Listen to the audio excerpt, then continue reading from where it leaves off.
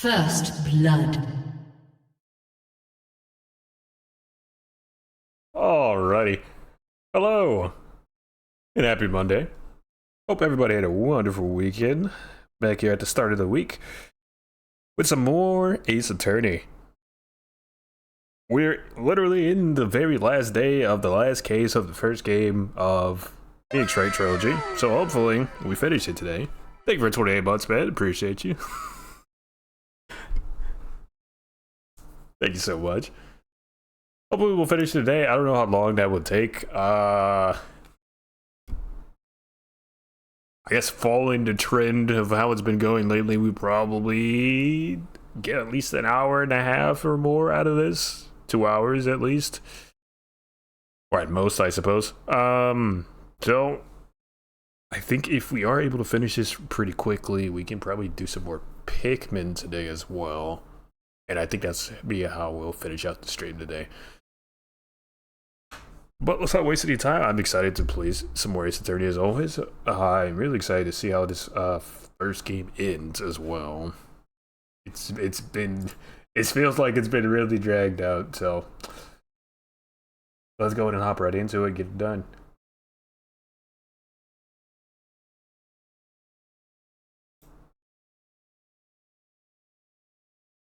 See what other tricks Edgeworth has up his sleeve. What's up, man? How you doing? How you doing? Hope you had a good weekend. Would I like to play a fun demo tonight? Sure, what do you got? What do you have in mind?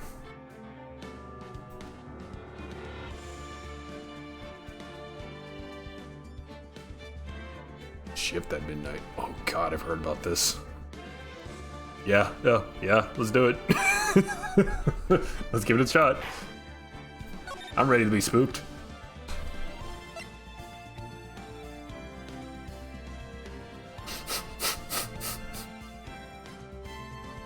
Okay, I might have to borrow the car then and actually go and pick up some stuff because I don't have anything in the house. There's nothing in the house, we just have water and tea.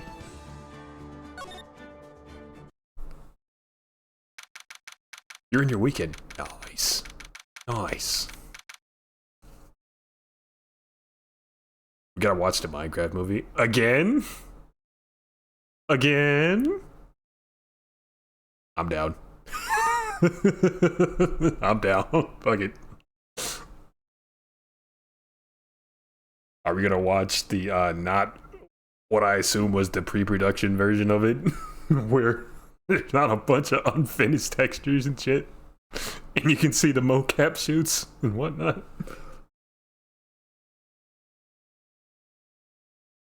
I don't know how you got a crack of that. That was crazy, bro. We'll watch the real one. Okay, cool. February 25th, 9:47 a.m. District Court, Defendant Lobby 2. This is the defendant lobby, alright, but there's no defendant. This is my cousin from California. I think we've played Helldivers together. I think you've met him.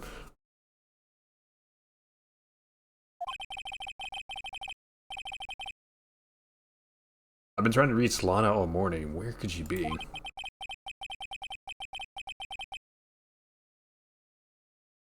Where's Emma, for that matter? It almost seems as if... I forgot she did say she was going to do something. Something's been happening behind the scenes? Who could it be? It's Edgeworth! It's always Edgeworth. Knowing you, you've already figured it out. Who the owner of the ID number is, that is. Yes, it is the chief of police himself. I have a pretty strong hunch. Yeah, that guy. Him! Looks like I'm not the only one who's figured it out. You know, the only reason this trial didn't reach a verdict yesterday is because there was still room for doubt regarding this ID record. If that number does belong to whom you suspect, then no doubt will remain. After all, he hasn't been officially charged with anything. true? Not yet. In any event, once all doubt has been removed from that list, I can call for a ruling. 5 minutes, right? And Chief Prosecutor Sky will be found guilty. But she didn't do it. I figured you'd say as much. That's why I came here, to hear what you have to say. This is the first time he's ever done something like this. Lana's hiding something, and the only way we'll ever know the truth is to draw it out of her. The truth. Everything goes back to the SO9 incident. Don't be stupid. Today's the last day of the trial. We don't have time to reminisce about the past. That depends on you. If she's found guilty, you'll lose your only chance to find out what really happened. I'll think about it. See you in court, right? Okay, bye, Edgeworth. Bye. Oh, bye. This is it. If I'm ever gonna find out what Chief Gant has on her, it's now. Now or never. February 25th, 10 a.m. They go down in courtroom 9.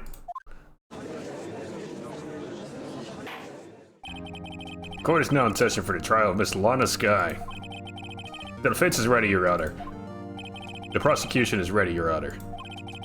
Normally, this is when the prosecution puts forth its opening statement. But before that, the police chief has a proposal to make. Chief Gant? There he is.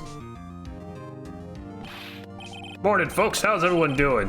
Hey, Udgy. Been back to the pool yet? No, I've been drowning enough as it is at my work. Okay. That's a good one. Don't think I can top that. If you don't mind me asking, Chief, exactly what is this proposal of yours? Oh, getting serious. Lana, that is to say, the defendant. Yes? Has asked me if she could speak directly to the court. I don't like where this is going. She wants to do what? Having heard what she intends to say, I feel she should be granted her request. In the end, it should save everyone a lot of time and trouble.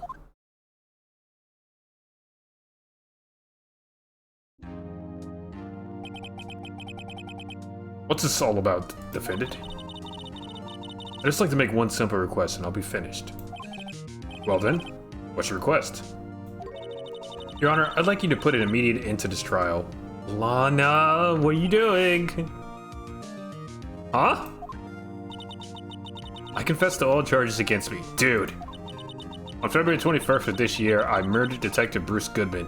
Objection! Object!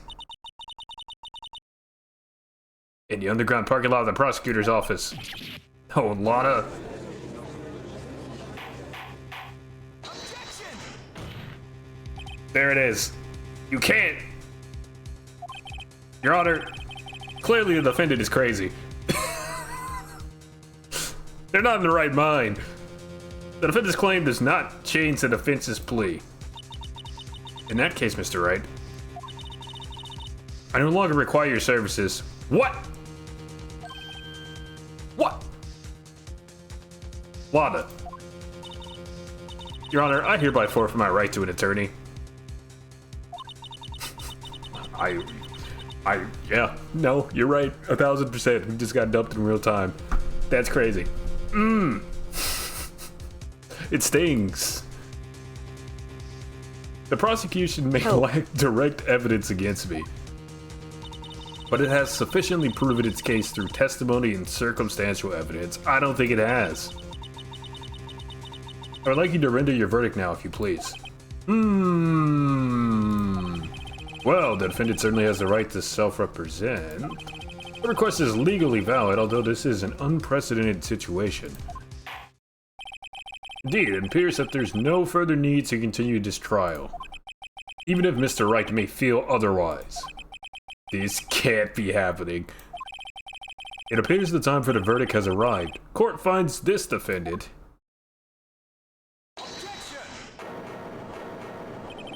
One moment, Your Honor. Thank you, Edgeworth. Thank you, Edgeworth. Mr. Edgeworth? The prosecution has not yet proven the defendant guilty beyond reasonable doubt. Any ruling at this stage would certainly be premature. Come now, Worthy. I understand this is a difficult time for you, but why don't you just be a good little boy and keep your mouth shut,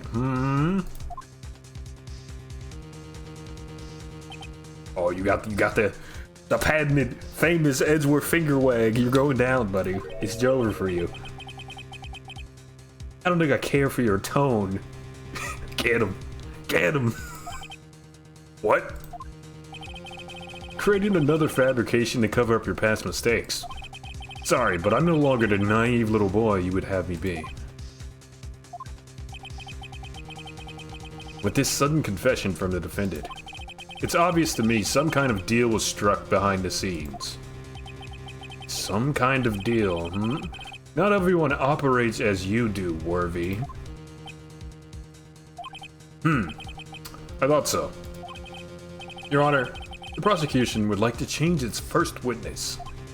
Oh, to whom? As its first witness, the prosecution would like to call Miss Emma Skye. I request the court hears her testimony. Mr. Edgeworth, I'm exercising my right to self-represent. I don't think we need to continue. I don't care what you think, Miss Skye. He only cares about the truth. Yes, dude. Hell yeah. The exposure of truth sometimes results in tragedy. However, no matter how tragic the truth may be, it would be an even greater tragedy to avert one's eyes from it. Very well, the court shall grant the prosecution's request. That's okay with you, right, Chief Gant? Worthy, you'll live to regret this, mark my words. Nuh-uh. You'll be in jail, buddy. Miss Emma Skye, please take the stand. Feels like Edgeworth has decided to take the horse by the reins. Here we go.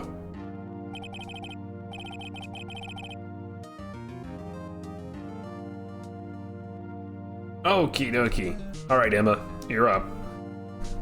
Now then, witness, please state your name and occupation. My name is Emma Skye. My occupation? I'm Londa's little sister, and I want to be a scientific investigator. 2 years ago, you encountered the serial killer Joe Dark of the Joe Dark killings. Is this correct? Yes. I'm trying my hardest to forget about that, though. I'm sorry. But I'm afraid I'm going to have to ask you to recall those events one more time. Mr. Edgeworth, please remember this trial concerns the murder of Detective Goodman. Is an incident that was resolved 2 years ago really all that relevant? Yes, it most certainly is. Well, okay then. He gave in fast. Now, please testify about what happened to you 2 years ago. The trip to yesteryear has finally begun. It's bound to lead to the truth behind this trial. Alright.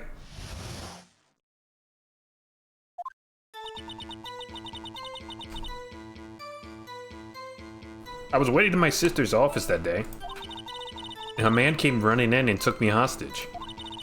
Neil Marshall rescued me, but I'll never forget what I saw in that instant. The man raised up his knife and stabbed Mr. Marshall in the chest.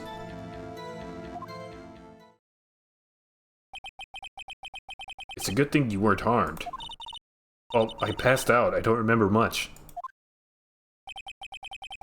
That's understandable. However, please tell me, Mr. Edgeworth, what does this testimony have to do with Detective Goodman's murder? That will soon become apparent, Your Honor. Oh my god, the alley-oop. He's giving it to me. Alright, well, we gotta do it then. Here we go. You gotta admire him for his courage, considering he has no evidence. Very well, the defense may begin its cross-examination.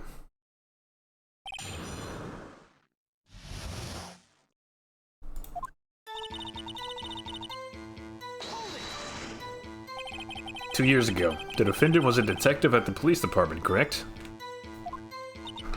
Yes, she was second in command under then Deputy Chief of Police Gant. My sister, she was the best detective ever. Yes, I remember. Deputy Chief Gant and Miss Sky used to be quite the pair. I believe they shared the same office. That's right. I'd always sit at my sister's desk and dream about playing that organ. I wanted to play it that day too. The police department and the prosecutor's office held a ceremony that day. Lana promised to take me to dinner after she finished her work. A man came running in and took you hostage. What was this man? Who was this man? A man? Yes, Joe Dark. He was a serial killer. Joe Dark was brought in for questioning on the day of that ceremony. We were desperate to get anything on him that would lead to an arrest. When he saw his chance, he fled the room, right? Upon fleeing the room, Joe proceeded to take the elevator. He must have been in a panic because the elevator was going up. Then he ran into Sky and Gantz's office. There was a lot of noise coming from outside, so I opened up the door to have a look. That's when I saw him. Neil Marshall rescued me at the cost of his own life. What was the prosecutor doing there? That day, there were 2 people present during Jark's questioning. Deputy Chief Damon Gant and Prosecutor Neil Marshall. Almost forgot about Gant. Neil Marshall had just received the King of Prosecutors Award. Young and dedicated, he went straight to the questioning room after the ceremony. I assumed that would also be why he was the first to run after Dark. When Dark grabbed me, I thought I was as good as dead. And that's when Prosecutor Marshall came running in. I don't clearly remember what happened then. But I'll never forget what I saw in an instant. What did you see? Can you tell us about that? Mr. Marshall jumped on Dark. Just then, the lights went out. The lights? It was just about this time of the year. There was a terrible storm going on and lightning struck nearby. So the electricity went out. Wait a minute. If it was pitch dark in that room, you shouldn't have been able to see anything, right? Oh, look at the judge putting things together. But he's wrong. Right, but just then, lightning flashed again outside. That sudden flash left an unforgettable image of the scene in my mind. I see. I told the detective about what I saw then. The detective? Which one? Detective Goodman. He was in charge of the case. Detective Bruce Goodman, the victim. Tell me more. So you spoke with Detective Goodman about this 2 years ago? Yes. That's what's so scary about this trial. And you told Detective Goodman about what you saw? Yes, but at the time, the words just wouldn't come out. Hey, welcome in. That's why I drew a picture. Oh, you drew a picture, eh? Let's see the picture. Picture, yes, I think she mentioned that before. Well, Mr. Wright, have you heard enough? I want to see this picture. This picture the witness drew. I believe it has a very important meaning. But the list of evidence I was given 2 years ago didn't contain the picture. Ah! But that was only half of the list. That was only half of the list, Edgeworth. Let me expose this really quickly. Witness, would you mind if we added this statement to your testimony? Yes, Your Honor. I drew a picture of that scene once, but it seems to have been lost. What was it, though?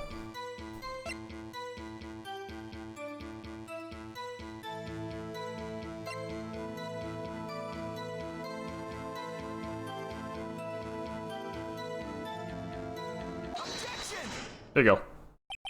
Mr. Edgeworth. This little girl put all her heart into drawing that picture.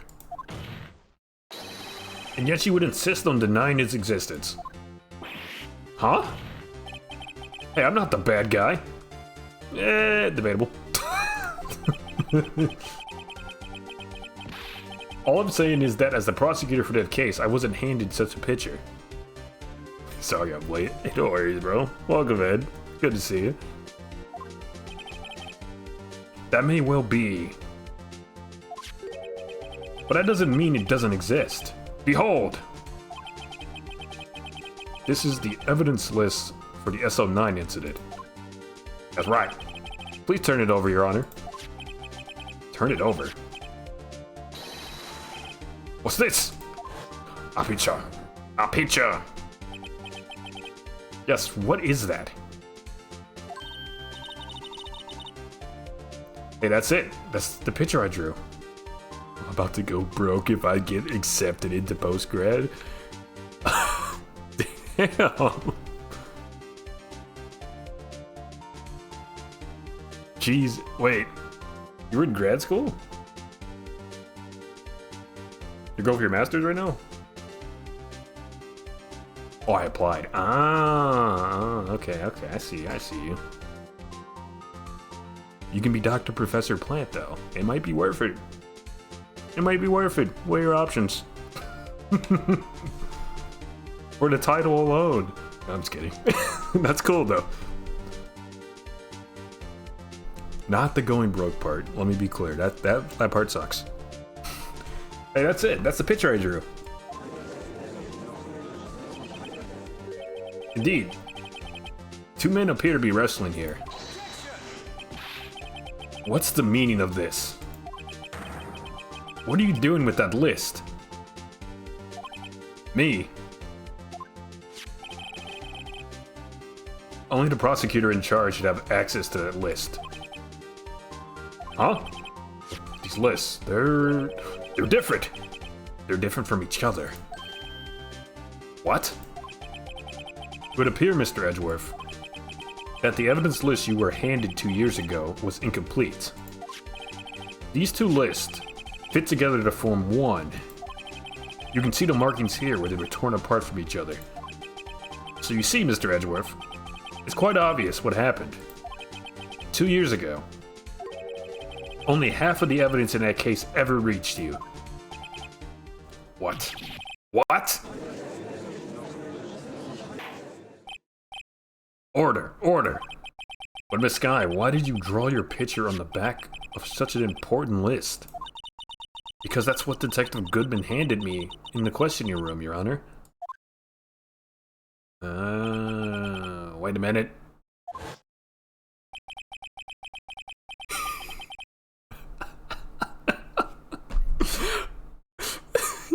I would fire one of our lab techs to hire you here. Just say the word, they're on the street. That's crazy, bro. You a real one, but goddamn, cold-blooded. If this list was torn in half, then that means... Your Honor.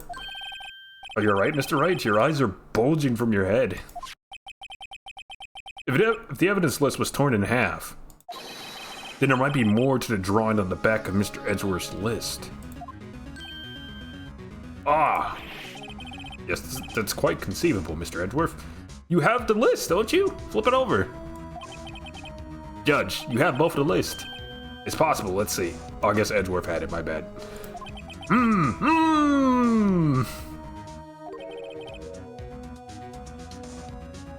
I know. Lychee's awesome, man. You're a good dude. There's not a single doubt in my mind. Is something wrong? Do you even have to ask?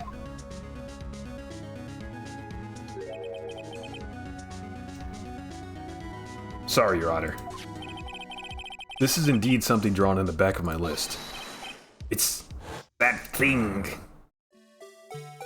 The badger?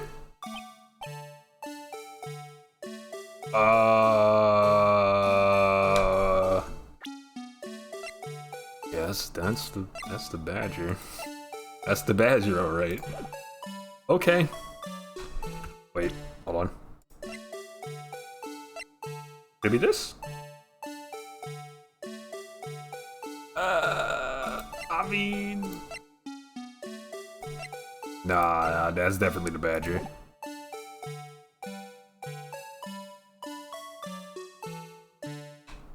You finished paying off the car today. Hell yeah, man. You're free! You're free! That's awesome, dude. Car payments suck. That's that thing. That thing that was dancing in the evidence room. Clearly, this act of vandalism is the work of a certain chief of detectives. Guess he was out of scrap paper. One less bill, that's right. We now have the completed evidence list.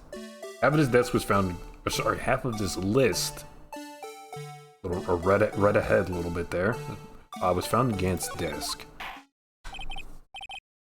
Very well. Witness, will you please testify about this picture you drew 2 years ago? Huh? Yes, sir, Your Honor. What's wrong with Emma? She seemed to be thinking about something when she was looking at the picture. Alright, let's hear that testimony. What you got? This is the picture I drew 2 years ago.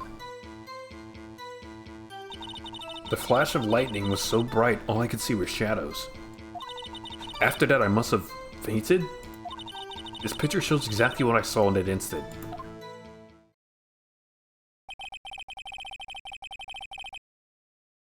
To think a flash of lightning could burn such an image in your mind. Thanks to that, though, she was able to show us exactly what she saw. Well, I don't see any contradictions here. This clearly shows Joe Dark about to murder prosecutor Neil Marshall. I mean, it's a sketch. Unless he did like a photorealistic drawing. It just looked like stick figures to me, man. We know somebody got stabbed at the very least. Let's pick this apart in cross-examination. Alright, Emma. This is the picture I drew 2 years ago. Press. Did you draw this picture right after the incident? I think I drew it 2 or 3 days later. At first I was in such a state of shock that I couldn't do anything. During that time, the investigation team was reorganized. Detective Goodman was placed in charge, under the direction of Damon Gant and Lana Skye. 2 or 3 days later, the memory should still have been fresh in her mind. Excuse me, witness. But can you please tell us why this picture is painted all black? The flash of lightning was so bright, all I could see were shadows. So at the time you didn't even know it was Mr. Marshall who came to rescue you. No, I couldn't see him clearly. The lightning was so bright, and I was knocked to the floor. You were knocked to the floor? Dark had a tight grip on me, but when Mr. Marshall jumped on him, I was knocked away. I turned around, and that's when the lightning flashed.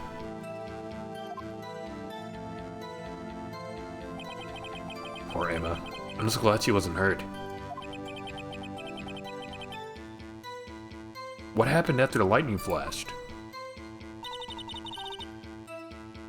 After that, I must have fainted. Okay. Press. You mean you didn't see the actual murder take place? No, I'm sorry. The flash of lightning only drove off the darkness for a split second. Not only that, but the trauma of the situation understandably caused the witness to faint. Do you really need to torture this girl any further? Edgeworth, I'm not the bad guy. Anyway, this picture shows exactly what I saw in that instant. Press. Sorry for asking so many times, but are you sure you drew exactly what you saw? Of course, this is the exact scene. It wasn't influenced in any way from your talks with the detectives? Are you insinuating we somehow manipulated her memory, Mr. Wright? Kind of. No, of course not. Better watch out, you might find some way to cut my salary. I drew this picture before I heard anything from the detectives, so I don't think anyone's story would have influenced me. Mr. Wright, is there something that's bothering you about this picture?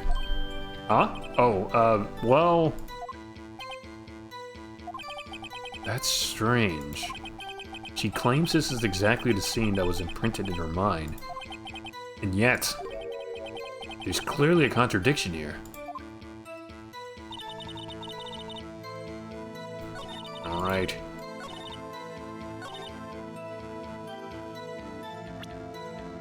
So they straight up told us that this is the contradiction, but what could it be? Alright, start from the back here with the evidence. Back here. Photo. Stabbed in the back. We'll come back to that. That's very promising.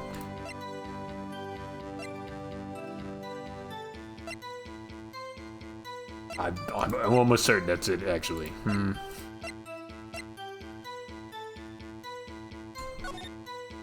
Nope, that is not helpful.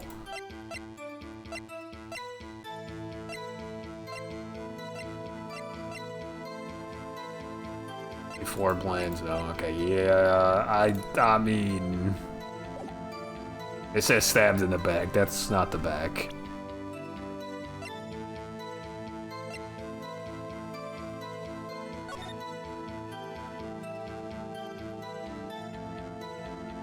No. It doesn't even say it on the autopsy report when you zoom in. Yeah. Alright, but I'm pretty sure that's it.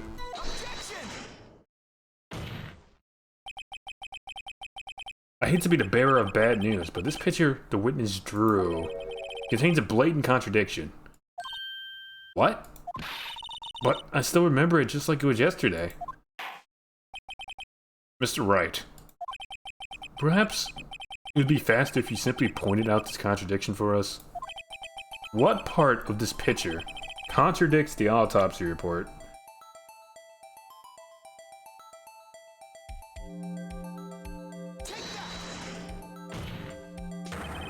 The contradiction, of course, lies here. Take a look at the knife the man is holding. If you look closely, you can see its tip is broke. What?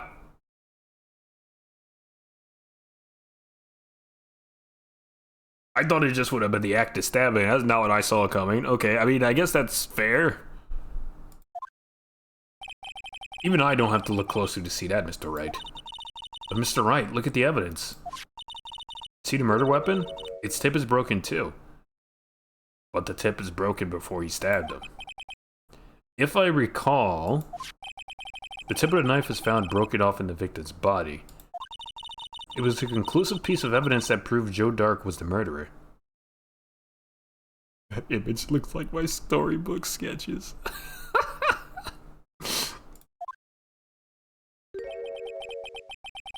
So what you're saying is, Emma's an artiste. I'm afraid it's not so simple, Emma.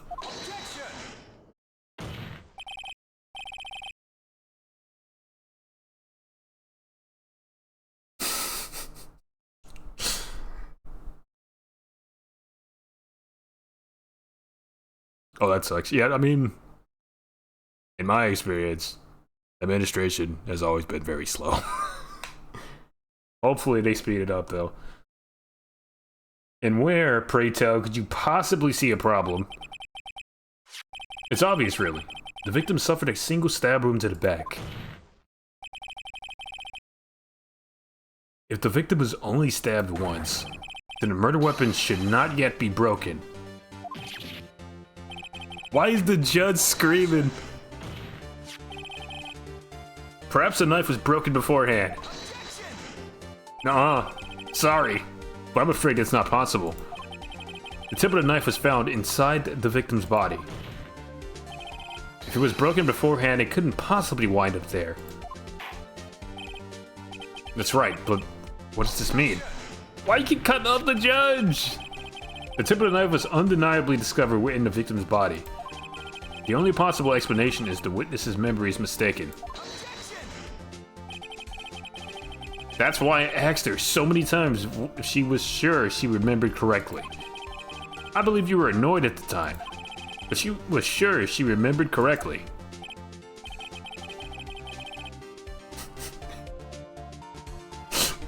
That was indeed a knife. Not the brick. It's a very rectangular shaped knife, yes. But there's no other way to explain this inconsistency. I think this is the most objections we've seen in this game so far. Just in one back-to-back little session there.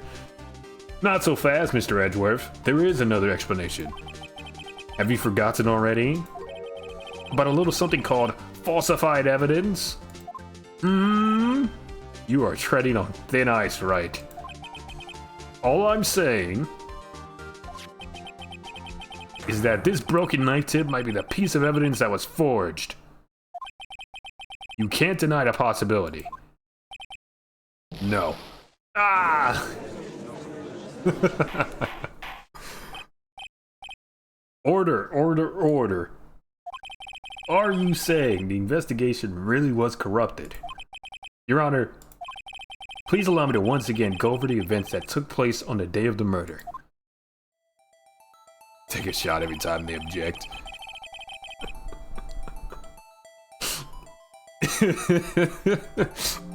You would black out. In that little short session, I would say there was like eight objections. You would be blasted, bro. You skip right past buzzed, you're in blasted territory, if not blacked out.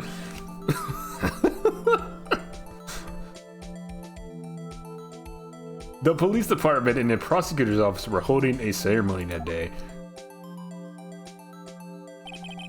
After receiving the King of Prosecutors Award at the ceremony, Neil Marshall questioned Joe Dark along with Damon Gant.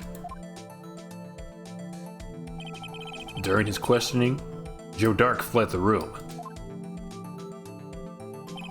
Prosecutor Marshall chased after him and was killed by Joe Dark. It is my belief that somewhere in this story, there is a lie.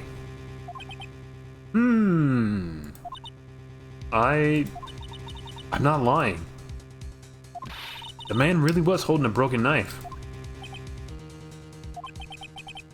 If that's true, then there's no other way around it. This could not have been the actual murder weapon. There must have been another broken knife. What are the chances of there being two broken knives? Another broken knife besides Joe Dark's? Could there have been one?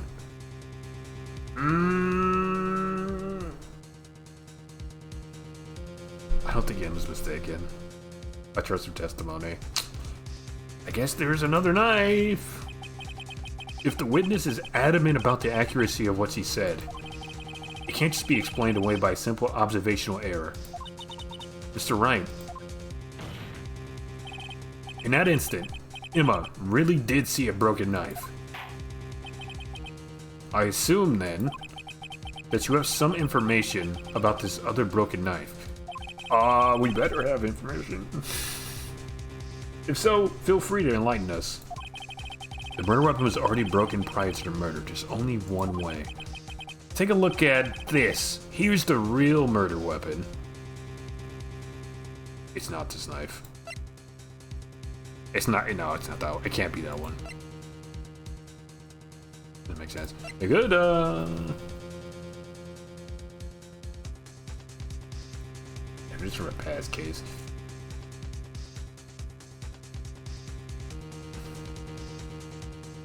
No, I think that's... I don't... we're just taking a pin in that one.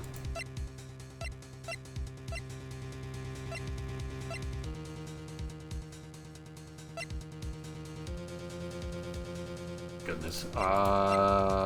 Okay, autopsy. That's Goodman's autopsy report. We need... Oh, do not hit E. That's the wrong button. Hit check. There we go. Don't want to submit that. That's not the right thing. Wait, single stab wound, piercing heart and lung. Heart and lung. Heart and lung? I guess that's possible, depending on how big the blade is. Maybe not with a broken blade. Wait, was that bottom part said? Weapon found in wound was missing a tip. Okay.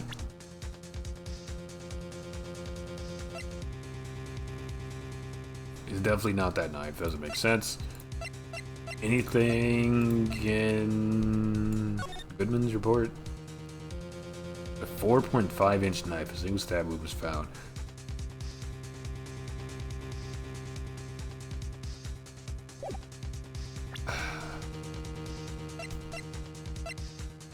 I don't know if I can connect that to anything. That's a photo, that's a shoe, that's the alleged weapon. Really doubt it's this. I really doubt it's this, but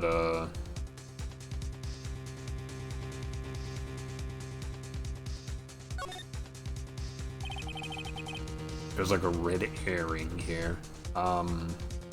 Alpha India 16 is written on the tag. That means it has nothing to do with the current case. Okay, well, Phoenix said it. Floor plan doesn't help us. Offline report doesn't help us. I don't think the club helps us either.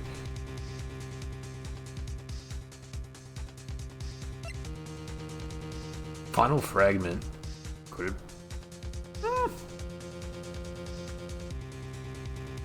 Maybe it was the fragment of the jar? I don't know.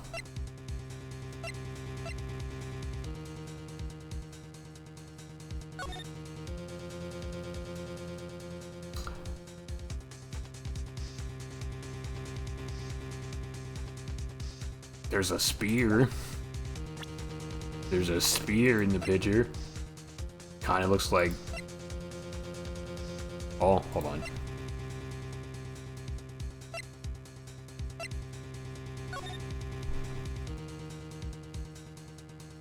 I mean, that looks like you could stab somebody in both the heart and the lung in one go.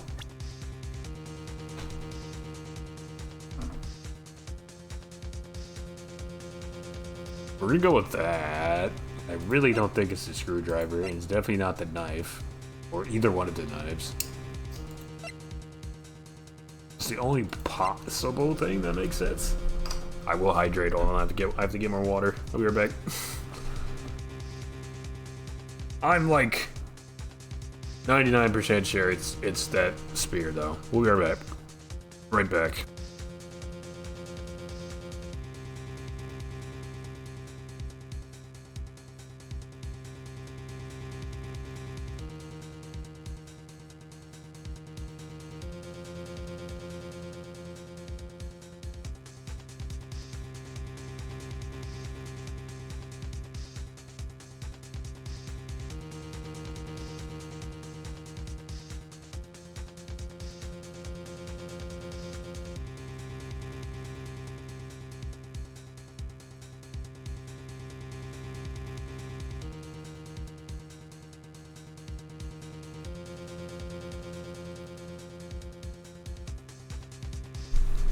Alright.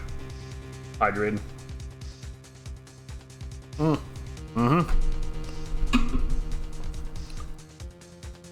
Alright, let's present this.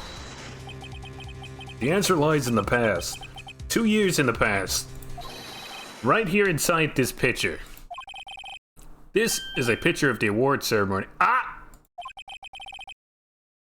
What is it, Mr. Edgeworth? It's the broken murder weapon. Notice the award prosecutor Marshall was holding.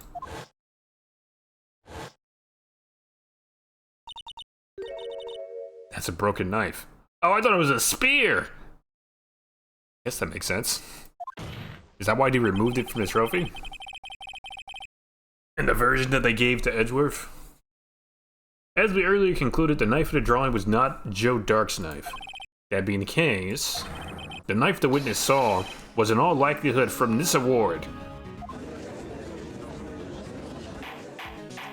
Oh, I guess that makes sense, because that's the trophy he was given that very same day.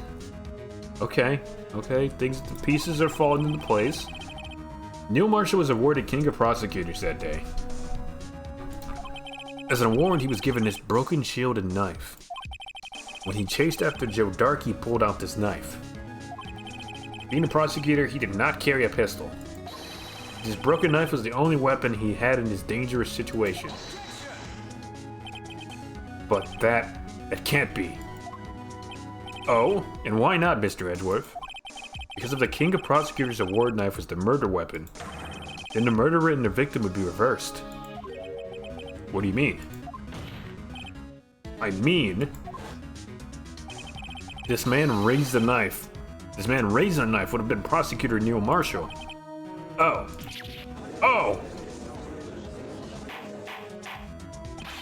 But the prosecutor was the one who actually died. That's true. What's going on here? It seems Mr. Wright has been a bit too eager to jump to conclusions. Hold it. Who? Wait, I remember now. I remember everything. Witness? Mr. Edgeworth. What is it? Could you show me your evidence list again, please? This list? The one with that picture scribbled on the back? I knew it.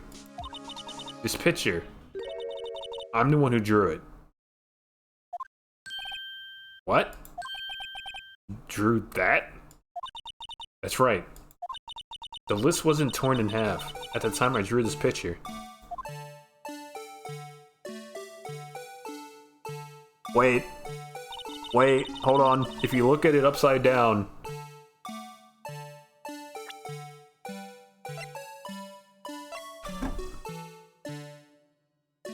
If you look at it upside down, it could potentially be the jar.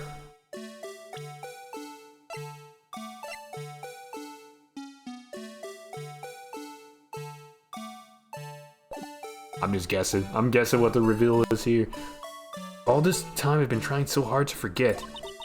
I must have locked this part away deep inside me. Perhaps it would be best if we added this to the witness's testimony. Would you please tell us what you recalled, Miss Skye? Yes, Your Honor. First the knife mix-up and now the blue badger? This should be interesting. Emma's recollection. Okay. When I saw that man raise his knife, I panicked and rushed towards both of them. I think I knocked away the man with the knife? Just then there was another flash of lightning, and that's when I saw the blue badger. He wasn't in the room, but I'm sure I saw a shadow.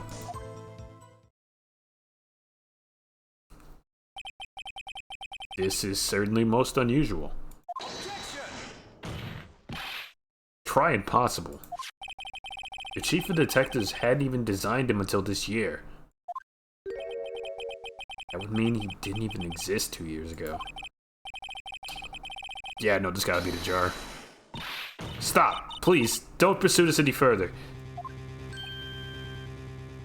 Anna? What's the meaning of this? Please remain seated in the defendant's chair. But you can't do this. I've already confessed to the crime. Why can't you just leave it at that? Chief Prosecutor Skye. Did Emma fucking drop a jar on him? Tom and Jerry style? We've already come this far. It's too late to turn back. Silence. The defense will now begin its cross-examination. Bailiff, please detain the defendant. It seems we're finally getting at the core of the matter. We're getting to the truth.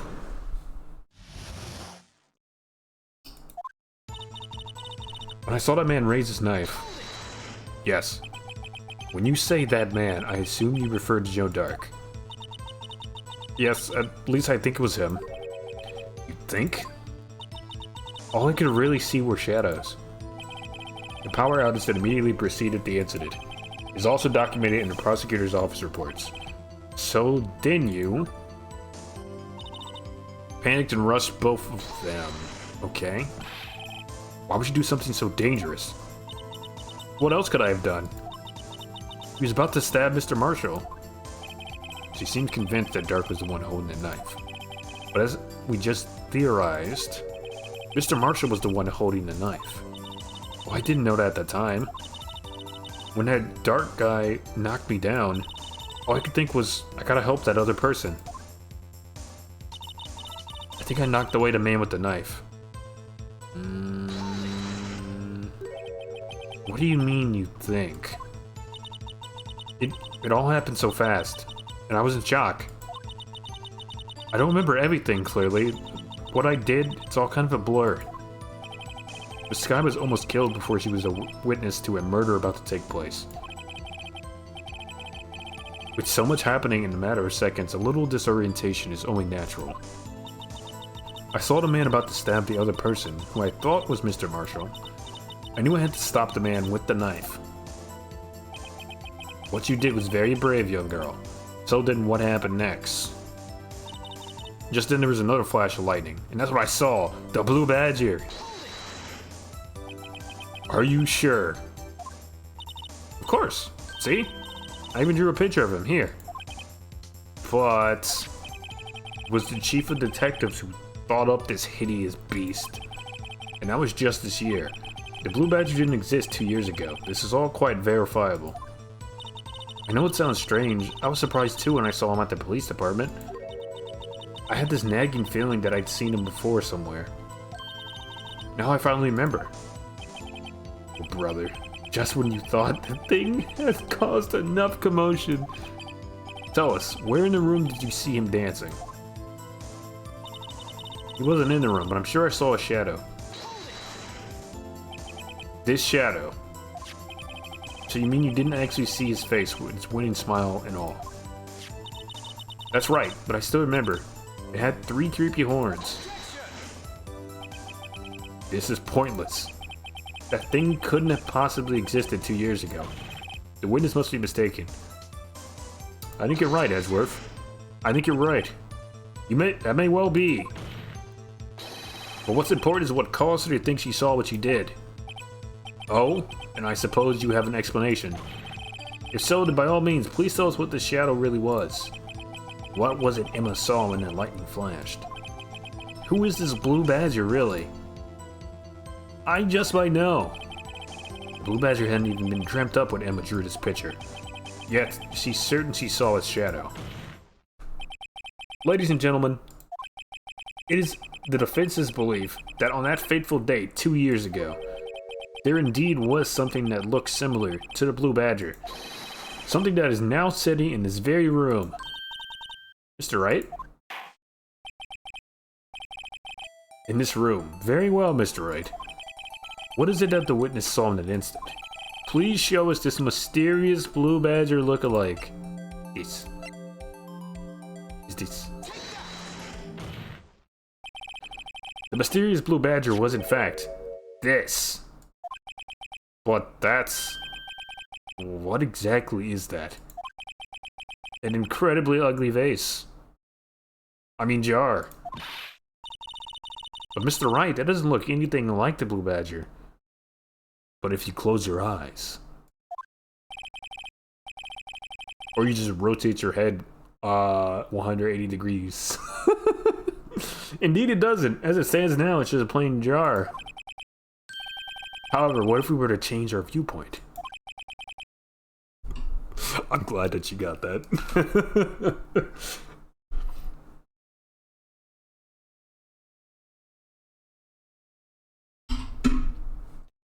Our viewpoint?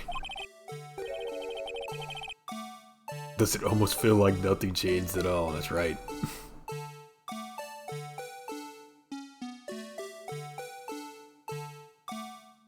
Or just...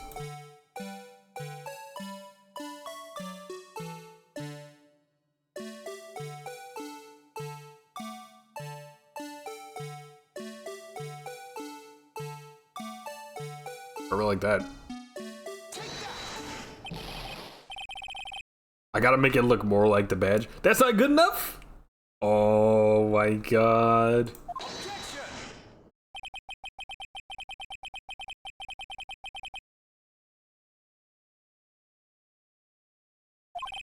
Mr. Rights can't master shape the witness drew. We cannot accept his claim. Find just the right angle. Maybe I can rotate it vertically a bit more or horizontally? Come on, Mr. Wright, you can do it. I gotta show him the correct angle to look at this form.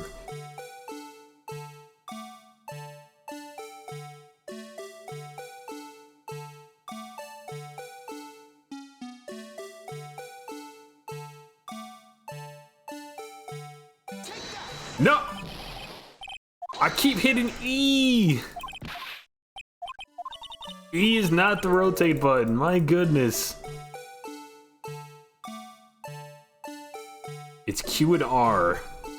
Goodness, okay.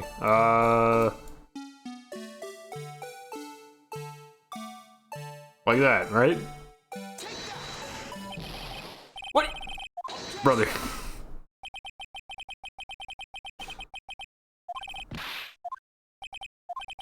Oh.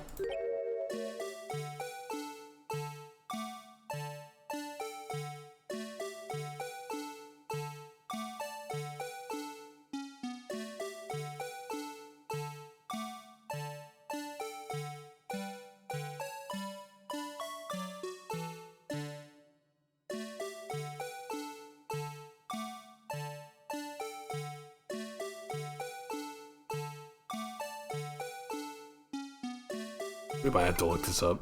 We might have to look this up, gang.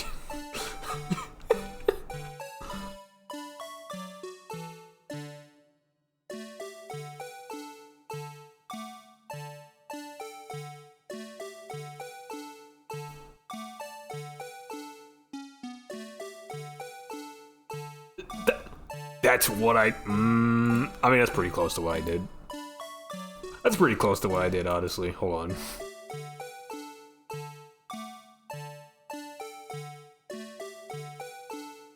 That's pretty freaking close to what I did.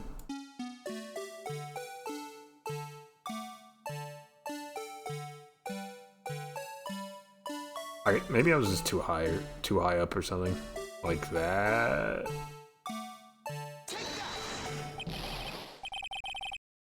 What? Brother! Oh my goodness.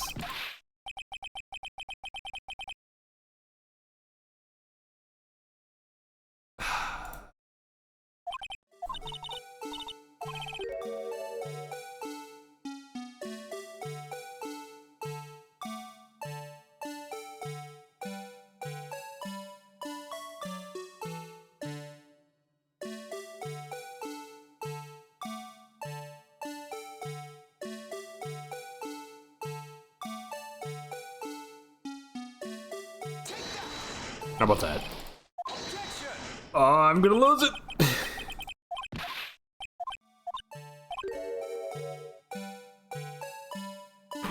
I'm gonna lose it!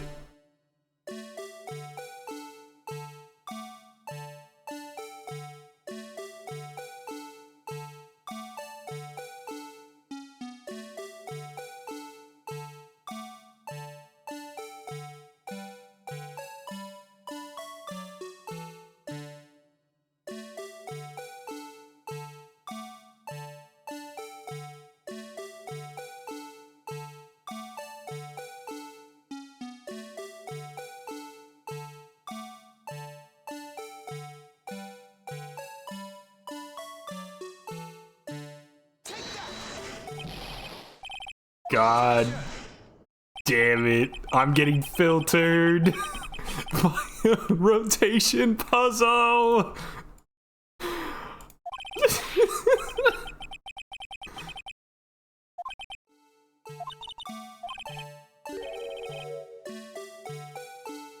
That is the correct orientation. It's supposed to be like that. It's just super finicky. Like, it's not perfect. It's close, not close enough though. Oh, fucking hell, brother. Okay.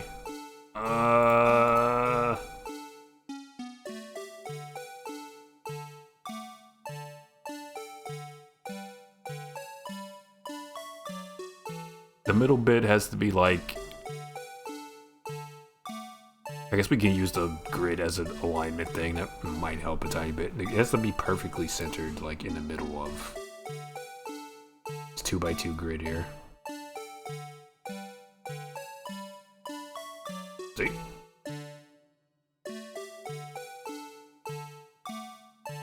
Okay, and move it slightly. Ooh, wait.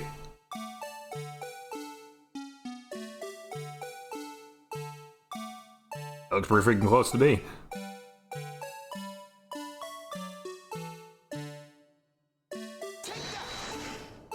Oh my god. Oh my god, we did it. Finally. Well, is this a miracle or what?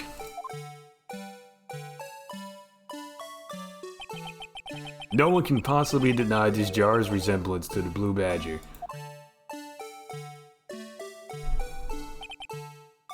No, it can't be. It is.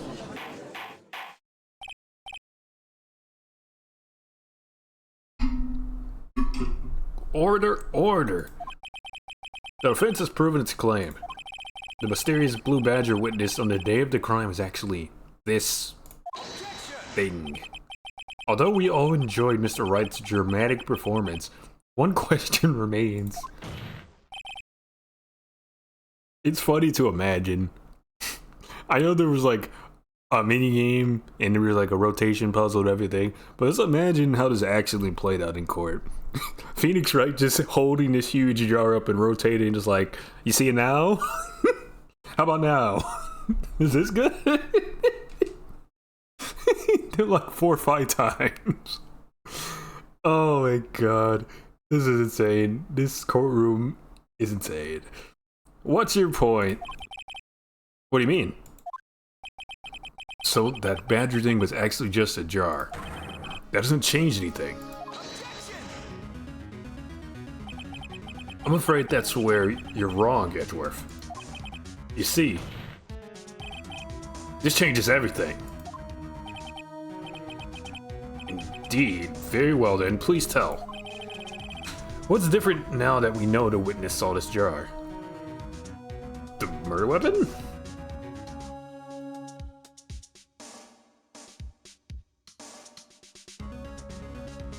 Well, maybe not. Okay, I think it's the murderer. So it's the weapon or the location?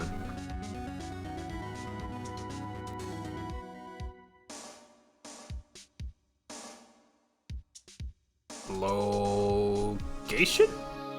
Location. Allow me to take these in turn. At the moment of the murder, the witness saw this jar.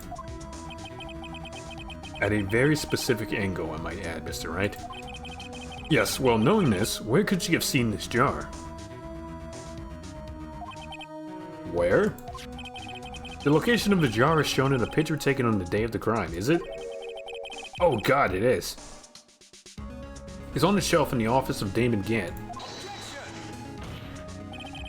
But the body was found lying near Lana Sky's desk. The witness testified so herself. Yes, and it's these two facts that reveal what actually transpired. You see, the struggle between Dark and Marshall did not take place in Lana Sky's office.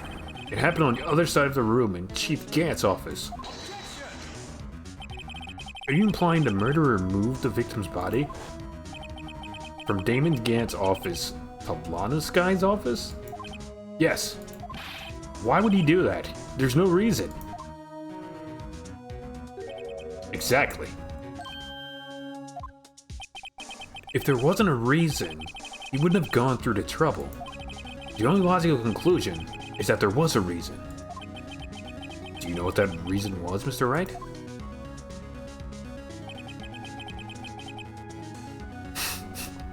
You don't have to dream, buddy. Dojins exist. They exist. They're out there.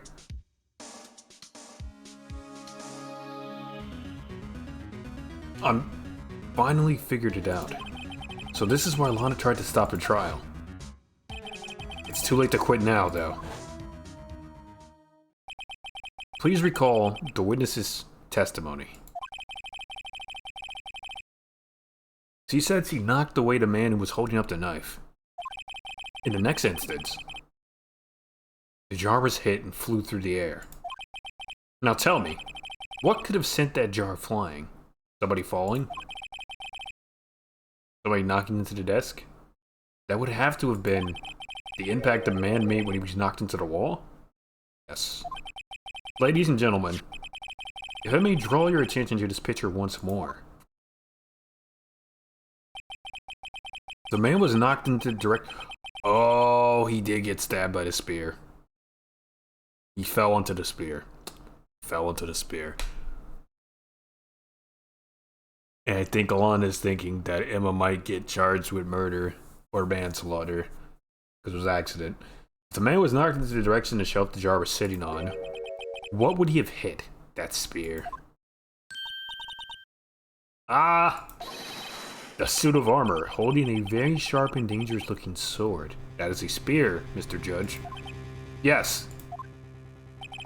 And since the man who was knocked into the armor was carrying a broken knife, he would have had to have been Neil Marshall, wielding the King Prosecutor's Trophy. No, Mr. Wright, you can't be thinking. Yes. There's another possibility of what actually transpired in that room. Another possibility. Of course, perpetrator who would have no idea, but nevertheless. I don't know if I can go through with this. You have to, Phoenix. We gotta. Mr. Wright, what's the matter? If events took place as the defense theorizes, then the outcome is obvious. In that moment...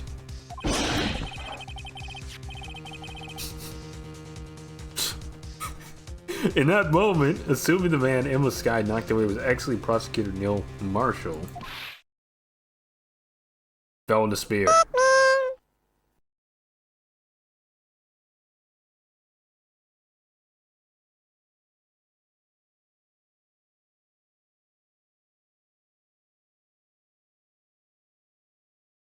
I never get scared. I ain't afraid of nothing. Nothing. You mean...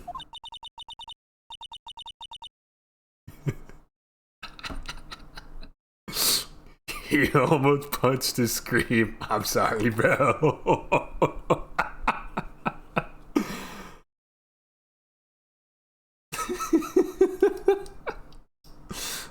I'm so used to it, I forget. Not everyone. Not everyone is. Mr. Marshall died because of me. Yes. No! Oh, she fainted again. Damn. I never imagined her testimony would lead to this.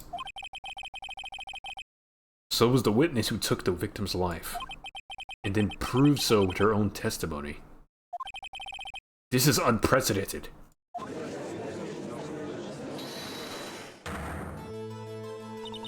What? What are you saying? That's right. I'm sorry, Miss Skye, but given the circumstances, Joe Dark murdered Prosecutor Marshall. How can you think it was Emma? How dare you try to pin the crime on her? Imagine that coming from you. If you recall, it was you who admitted to forging evidence 2 years ago. The reason you moved Prosecutor Marshall's body... I'm taking a sip.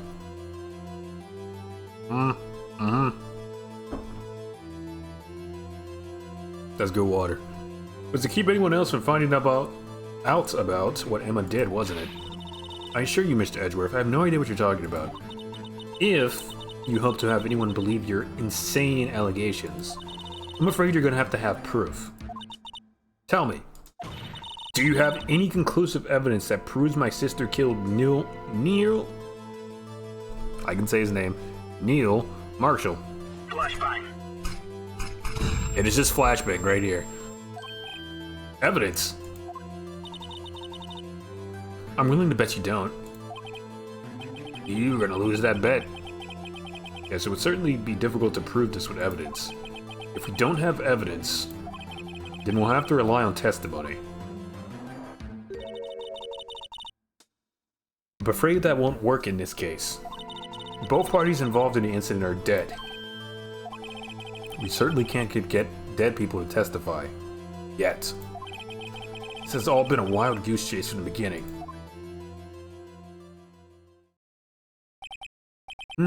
Touche, Miss Sky. Of course. That only leaves us with one possibility. I mean, there's still another possibility? What do you mean, Edgeworth? I mean, Mr. Edgeworth. I mean the possibility that the victim has left us a message. For better or for worse, Mr. Marshall did not die instantly. He may have left behind the name of the person who took his life. In one manner or another. That's impossible. Well, Mr. Wright, this is the only possibility left to you. A message from the deceased. Does such a message exist? I've got to think back to the court record. The real murderer's name that the victim may have left behind is in the evidence. This message from the deceased is already in our possession. Mr. Wright, will you stop at nothing to prove my sister a murderer? Do not be mistaken, Miss Sky. Our purpose is not to accuse Emma of any crime. There is only one thing we seek. The truth. No matter how painful it may be. Now then, Mr. Wright, please show us the piece of evidence that conveys a message from the deceased.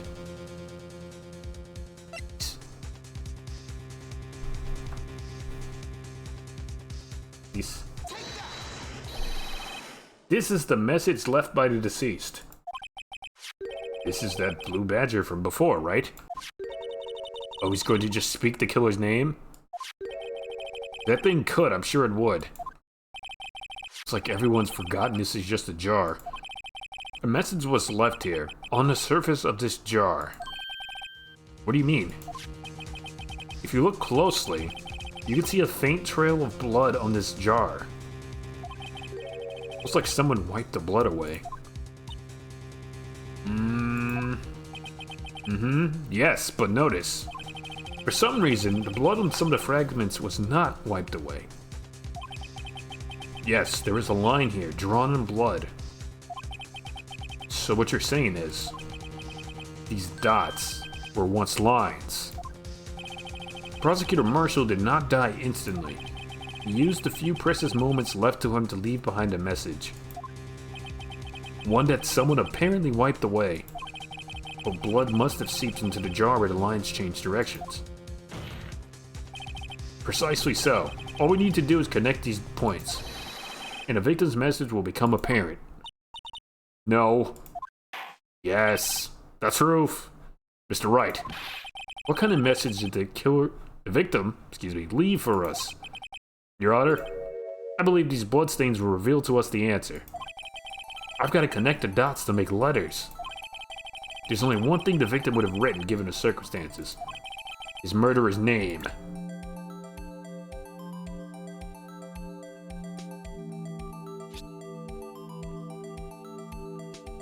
Okay.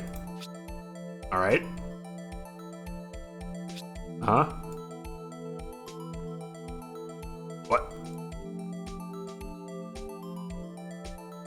What?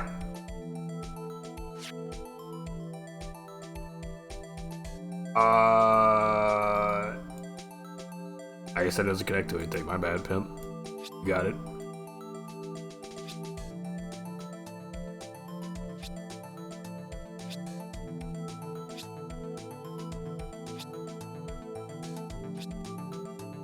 There you go. It's an offense attorney's duty to prove the client's innocence. That's why all I've been thinking about is saving Lana. After all, my efforts, I never thought it would turn out like this. Emma.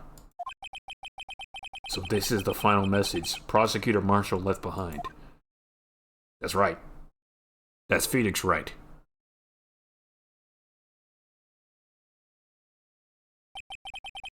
Of all people, she may not have meant it, but in the end, the only one who took the victim's life was Emma Skye.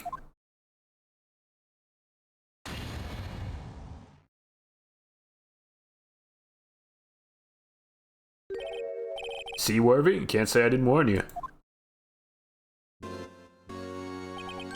Chief Gant, do you understand the implications of what you've done? What?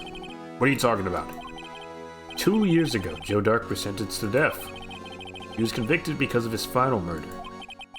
I believe you were the prosecutor in the case, were you not? Yep. That's right, Worthy. Because of you, an innocent man was sentenced to death. Not only that, but you used forged evidence to ensure his conviction.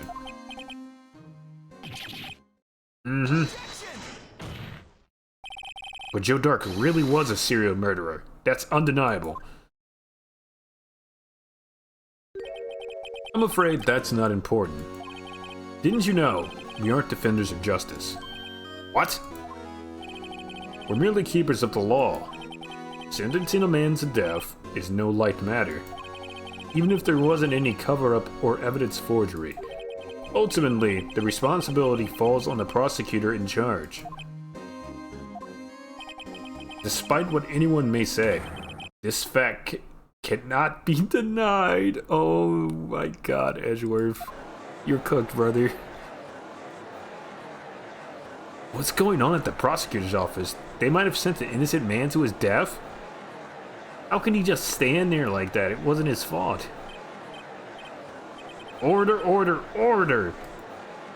Order! The gavel's pounding fell on deaf ears. Unable to settle the crowd, the judge declared a recess. Where this trial was heading, no one knows. That'll be continued right now. Right now. After we save.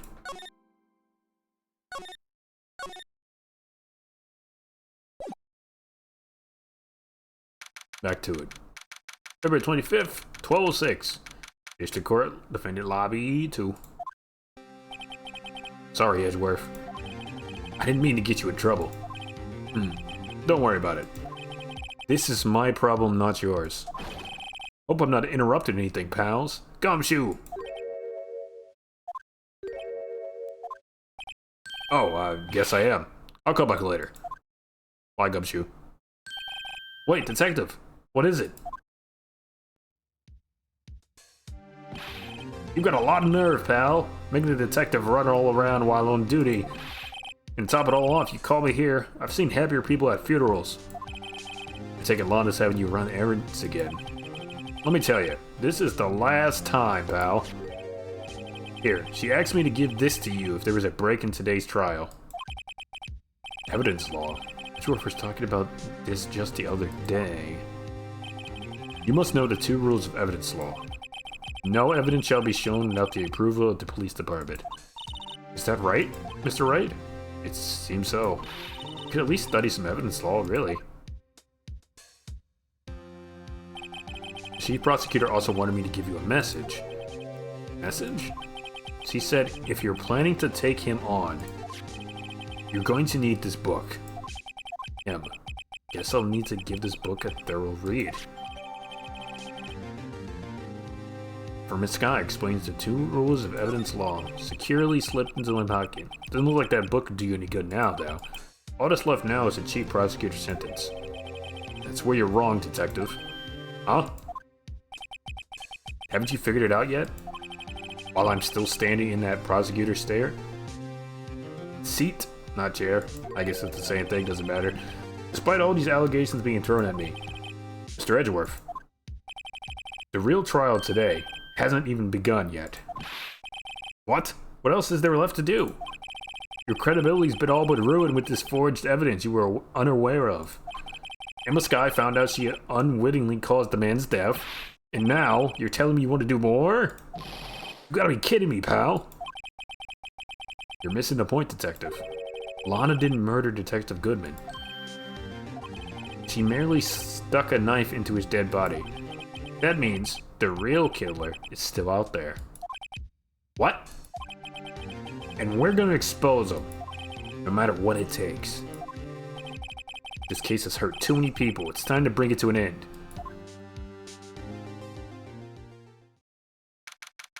February 25th, 12:52, District Court. Courtroom 9.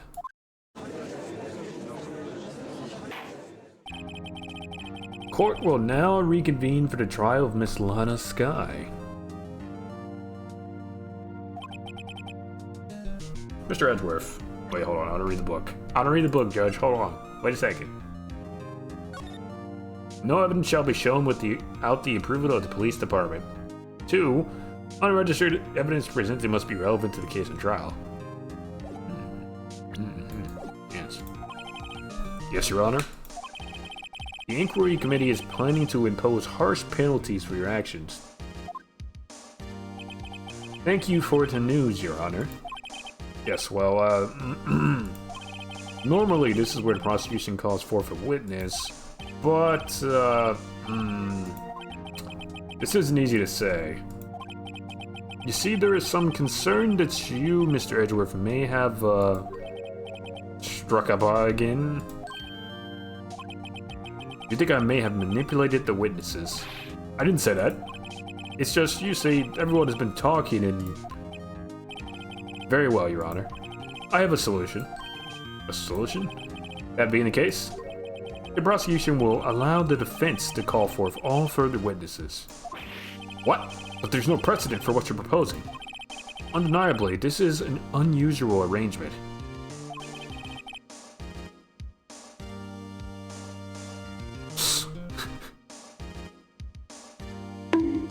I gotta give you one of those, buddy. I gotta give you one of those. But a very effective one. It would prove that I haven't struck any deals with the witnesses. Well, Mr. Wright, what do you say? Unbelievable.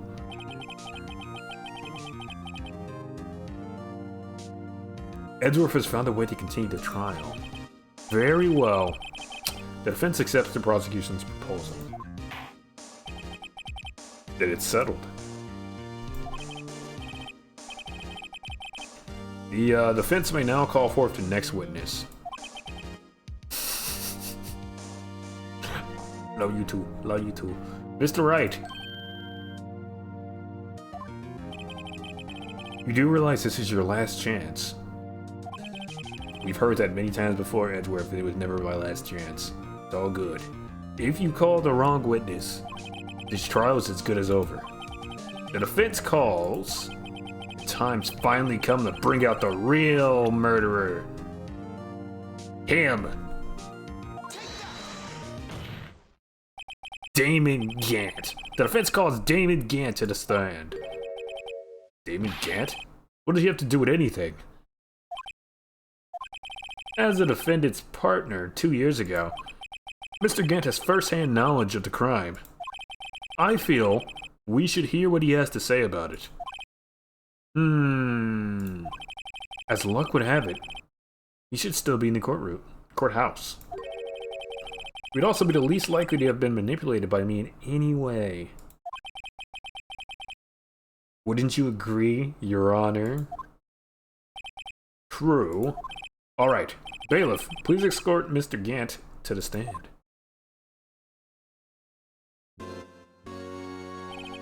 Witness, please state your name and occupation.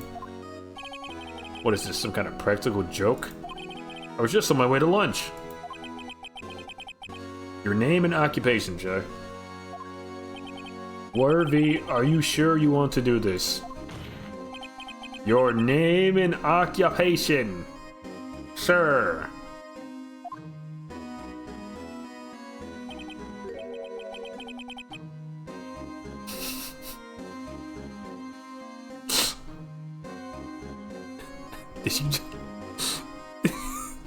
Did you just burn a Caterpie in my chat? Is that how that works, bro? Crazy. Crazy. So you want to play hardball, eh? Please, Mr. Gant. Fine. My name is Damon Gant. I'm the acting chief of police. Now then, Chief Gant, the court requests to hear your testimony. Oh, righto. What's with the grim face? First, let's clear up this SO9 incident. Oh, you mean that time when Lana's sister murdered that prosecutor? Personally, I think it's been made pretty clear already. There are still some things unaccounted for. Oh, like what? Like the role you played in all of this. Son. 24 months, 2 years, baby! Love to see it. Thank you for your continued support. It means a lot. Hopefully we can finish this up. I want to play some Pikmin today. It'll be neat. Son, either you're very brave or you're very foolish. I can be both. I can be both. A little bit of column A, a little bit of column B, you know. You're aware, of course, that a police chief has all kinds of weapons at his disposal. Judge! Judge! He's threatening me! Weapons. Sure. Take my testimony, for example. I don't have to give it if I don't want to. Judge. Judge. He's not playing fair. He's not playing by the rules. Is that true? I'm afraid so. The chief of police has the right to refuse to testify. What? How convenient. Of course, such an action carries with it certain risk. Don't worry, I'm not here to hinder your trial. Just remember, if this turns out to be a big waste of time, don't say I didn't warn you. Very well. The witness may now begin his testimony.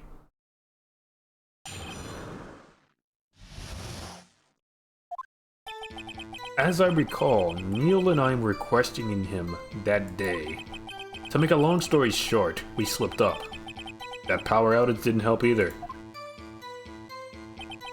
When I went to my office, I found Lana there. Apparently, she had already arranged the crime scene. As you can see, I had nothing to do with the forgery.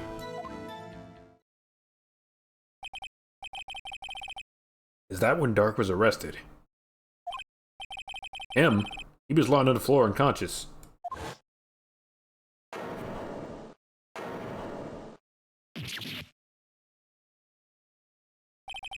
When Emma sent Neil flying, it seems Dark bumped his head.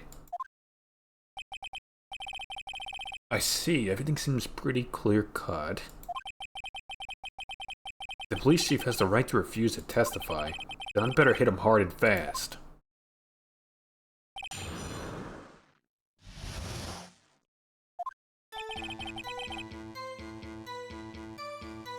Questioning who? As I recall, the ceremony was held at the police department that day. Yes, that's right. I guess you could say I'm a workaholic. After winning this award, Neil was all fired up, too. That's probably what spooked Dark and made him run away like that. Was it offended Lana Skye also present in the room? I don't quite remember. At the very least, she wasn't there when Dark ran for it. Very long story short, we slipped up, that power outage didn't help. So the two of you ran immediately after him, right? That's right, but Dark made it to the elevator first. So Neil and I split up. He went upstairs, and I went downstairs. I guess you could say, he got lucky. What's this about a power outage? Oh, that. The elevator stopped all of a sudden, and I got the shock of my life. Well, probably not as shocked as Neil was when that heart went into his heart, though. That knife went into his heart, Jesus. That's not funny. When I went to my office, I found Lana. Could you tell us what you saw? It was a shocking sight. Neil and that serial killer were lying in a heap on the floor, all tangled together. Dark was also lying collapsed on the floor? Yes, apparently he hit his head and was knocked out. Next to them were those two poor girls. Lana and Emma. Lana was cradling Emma in her arms. Looking back at it now, she must have already known what her sister had done.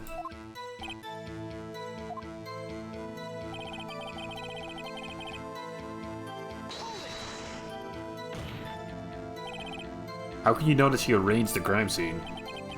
Because of the victim's body. It had already been moved. So that means... You found the body near Lana's desk? That's right. I think you said earlier, it was my suit of armor that really stabbed the prosecutor. Yes. Anyway, as you can see, I had nothing to do with the forgery. So you're saying that the forgery had already taken place by the time you arrived at your office? That's exactly what I'm saying. I can understand how Lana must have felt, but moving a body and hiding evidence are inexcusable no matter the circumstances. Is that how it really went down? Staring at the witness won't do you any good, Mr. Wright. If you're gonna stare at anything, you'd be better off staring at the court record. Worthy, always the smooth talker. Which piece of evidence ties Gant to the forgery? Lana did admit to forging evidence, but that can't be the whole truth. Somehow I've got to link Gant to the incident.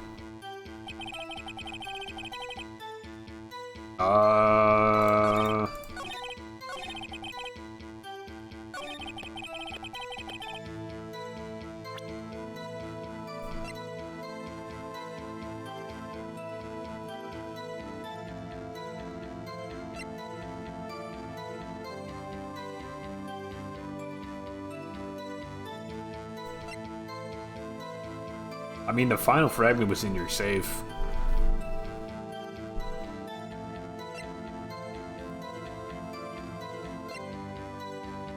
Why'd you lock it in there, buddy?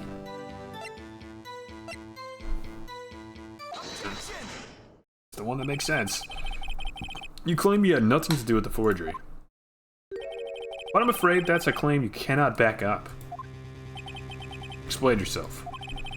Several pieces of evidence were found in your office. Take this jar, for example. That's the blue badge you showed us earlier. A piece of this jar was discovered in your safe. Not only that, but this evidence list I presented earlier was actually found inside your desk. It was found where? You see, Chief Gant, these articles of evidence uncovered in your office are both concrete proof that you also played a part in the illegal investigation. Chief Gant, what's the meaning of this? Oh. Here's a defense attorney. Oh wow. Here's a defense attorney who may even rival Worthy. So you admit to it then, that you were involved in the forgery?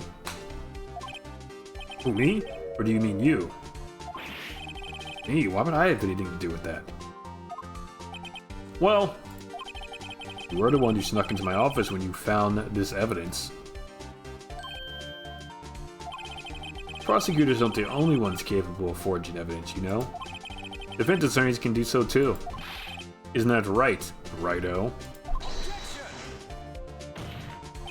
However, Detective Gumshoe was present during the investigation. Worthy, my boy. Not even detectives are exempt from the law. Rest assured, Dick will receive his due punishment. What? Detective Gumshoe's salary drops any further, he'll end up paying the work. Well, in light of the detective's presence, please give us your testimony regarding those pieces of evidence you found in your office, and in relation to the forgery that took place at the crime scene. My. Kids these days no longer know how to put two and two together.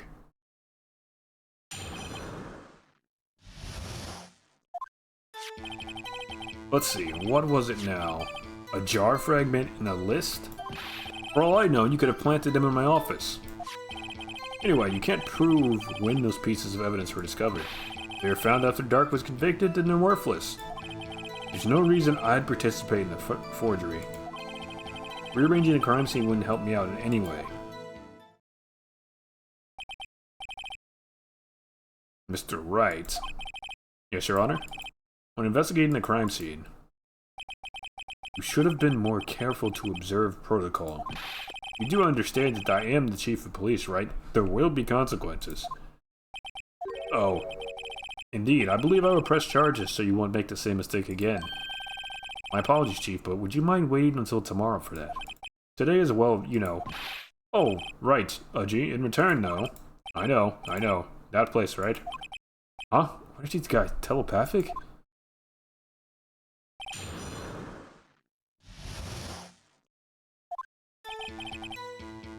I planted it in my office. I want to press this one. The remains of the crime scene wouldn't help me out anyway, wouldn't it? Wouldn't it, though? Really, Chief Gant?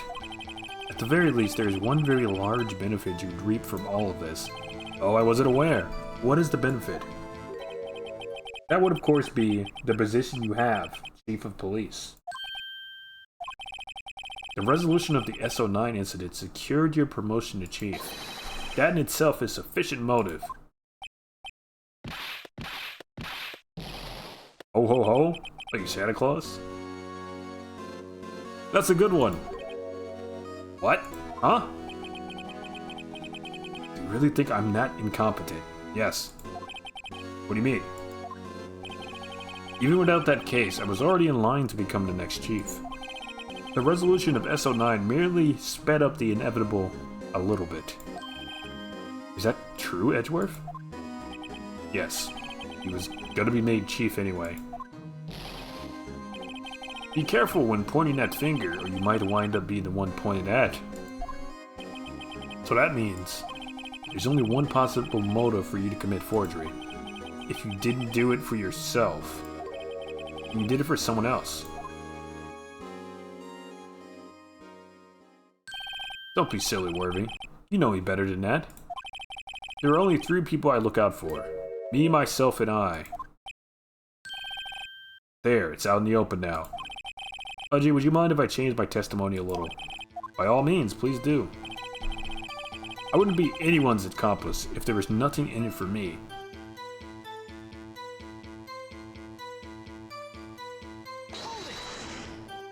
Was it? I think there was something in it for you, right? Nothing in it for you, huh? Sorry, but the only person I care about is yours truly. That girl, Lana's little sister, was it? If you think I felt sorry for her, you better think again. You're right. You don't feel sorry for anyone. Be tough on crime and tough on people. That's how I was raised. You seem to be lax enough in yourself, though. That's a good one, Worthy.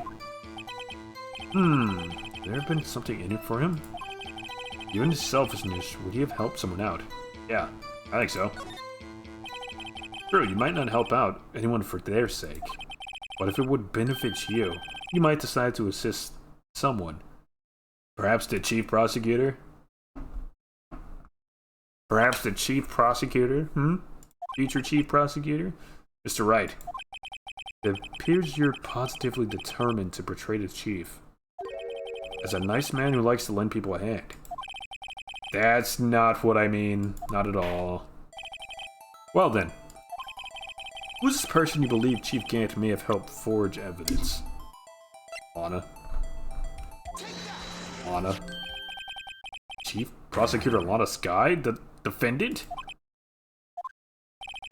I believe it's quite obvious in light of the circumstances. Emma Skye fell victim to an unfortunate series of events. Who would want to help her more than her own sister, Lana? And as for Chief Gant, he would also have a reason to help Lana if she asked him to. That reason, of course, is self-profit. Self-profit? What do you mean? After the SO9 incident was resolved, Lana Skye was appointed Chief Prosecutor at the Prosecutor's Office. The person who arranged this job change was you, Chief Gant. But how would he profit from all this? The chief of the police that has the chief prosecutor in their pocket to do whatever they want? Come on, Judge.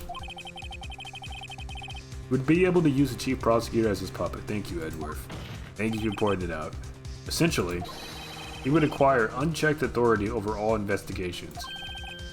You mean to tell me that despite the chief's formidable appearance, plays with puppets?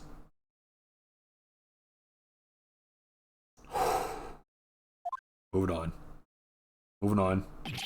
Oh wait. You must mean puppet as in someone forced to do his bidding. Never mind. Admit it, Chief. You assisted Lana Skye in forging evidence. Your motive? To appoint her as chief prosecutor so you could control her. Right, oh my boy. You have quite an imagination. Let me ask you something. What? Do you have any proof of this? That I controlled Lana? For example, is Lana testifying that I've done such a thing? Lana is keeping quiet to protect Emma. No way she testified against Gant.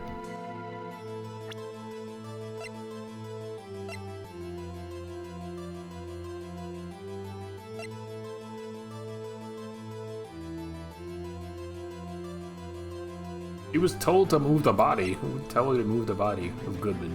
Why would she do that?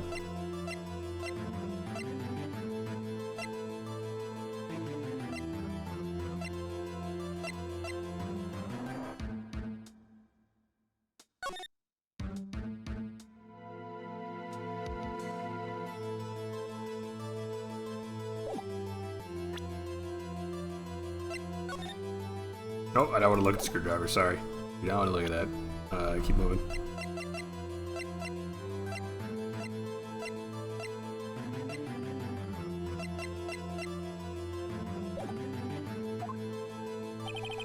I'm afraid without any proof, this all amounts to nothing more than mere conjecture.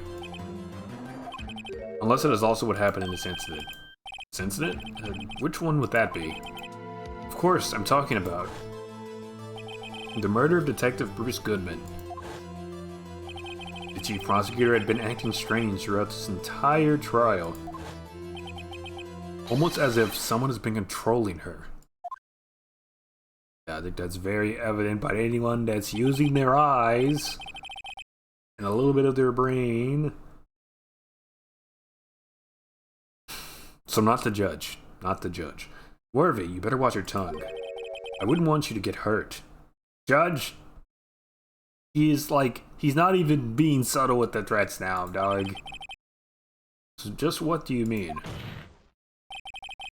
What he means, Your Honor, is that Chief Gant is involved in the murder of Detective Goodman. Not only that, but the Chief is now making Lana take the rap to cover up his involvement. What? What?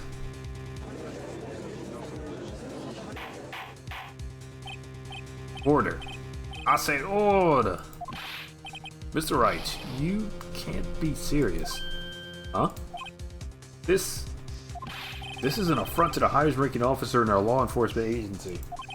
To accuse the chief of police of blackmail and murder? That's, impossible.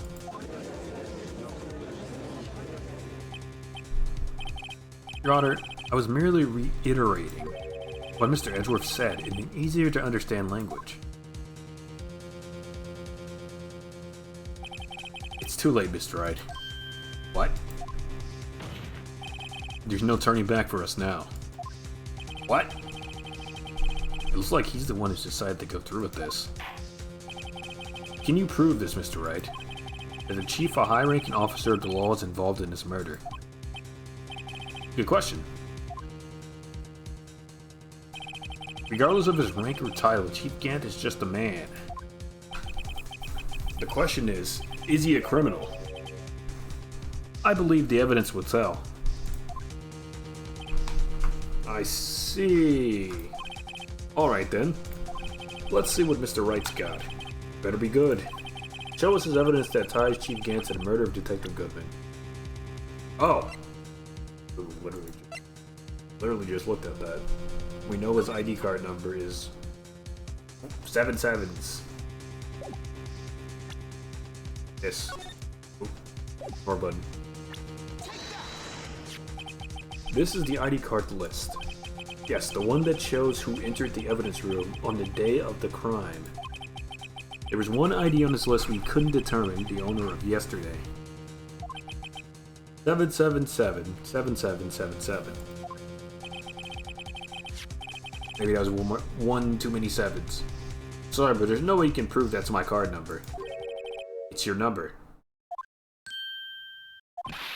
What? How do you know that? The safe in Chief Gant's office requires a code to open. A 7-digit code. 7 digits? You don't mean... I'm afraid so, Your Honor. The code was 7777777. The same as the remaining ID card number on this list. Chief Gant, you entered the evidence room on the day of the crime. Got him now. Order, order! Chief Gant, what do you have to say? Nothing. That offensive search of my office was in violation of regulations. And I will demand Mr. Wright be punished to the maximum extent of the law. But right now, this court demands an explanation from you about the use of this ID card. Chief Gant, you admit it? You entered the evidence room on the day of the crime? What about it? I'm chief of police, whether it's the evidence room or the bathroom. What's the difference? I can go anywhere I want. Tell me, when you entered the room, were you alone? I always go to the bathroom alone, as I do with the evidence room. Detective Goodman wouldn't have happened to be with you that day, would he? Of course not. Why would he be? I haven't seen him in days. Hadn't seen him in days, Chief Gant? I'm afraid you've just undone yourself. On that day, you had to have met with Detective Goodman. What do you mean? Straw's purpose is to determine Londa Sky's guilt. No, it isn't, Your Honor. Straw's purpose is to determine the truth. If Chief Gant met the victim on the day of the crime, we need to determine one thing. What transpired during that meeting? In that case, Mr. Wright, I'm going to have to ask you for evidence. Show us proof that the victim went to meet Chief Gant on the day of the crime.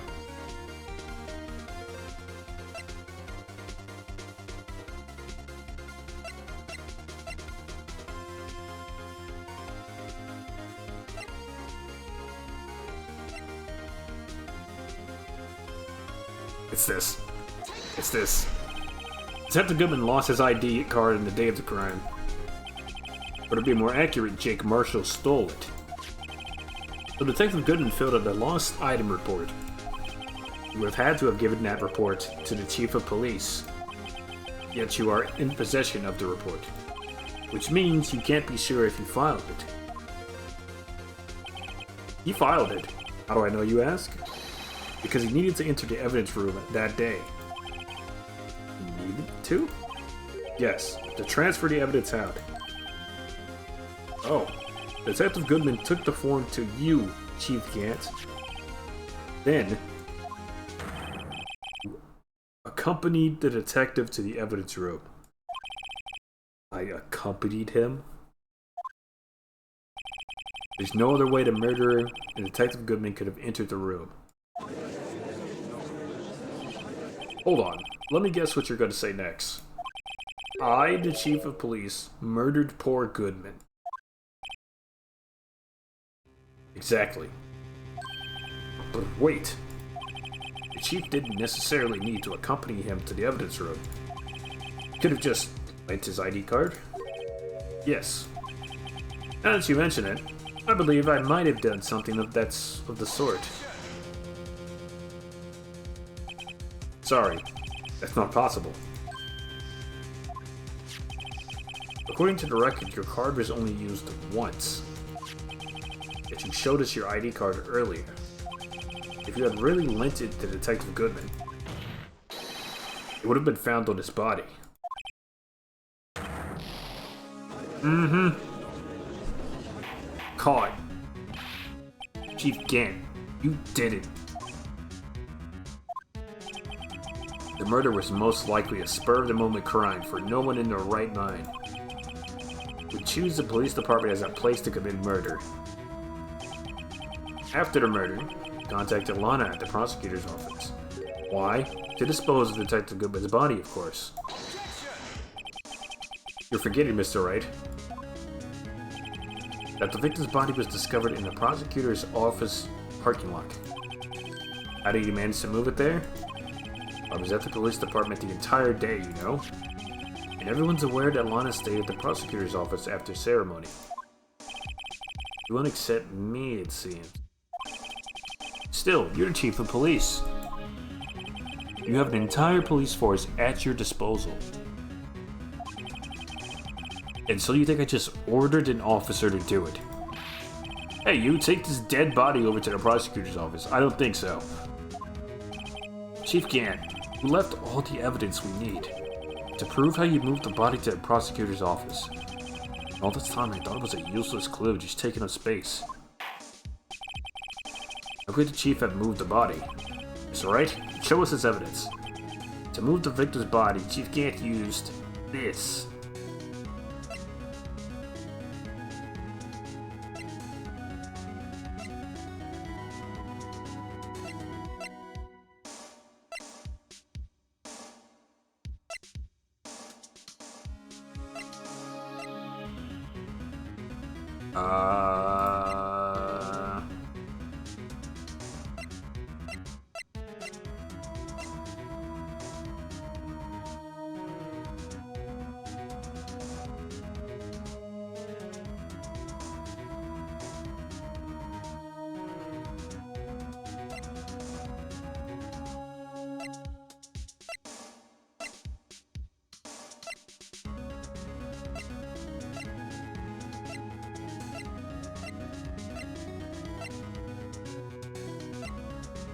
I don't know.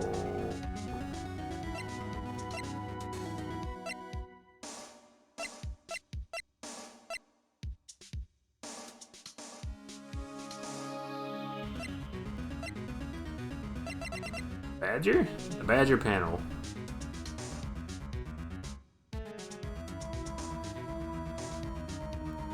I'm gonna assume it's the Badger panel. Well, I see.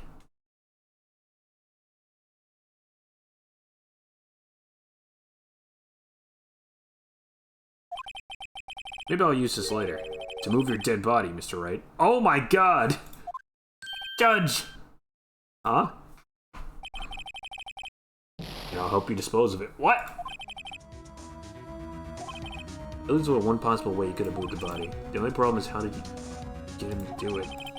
Maybe that piece of evidence really did have something to do with this case. I ask you again, Mr. Wright. How could the chief have moved the body? Show us this evidence.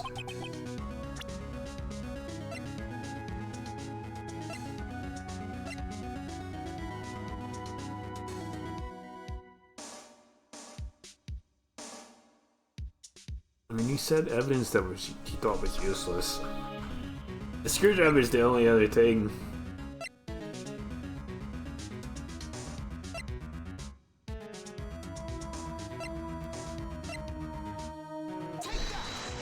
Screwdriver. This is how he moved Detective Goodman's body. By getting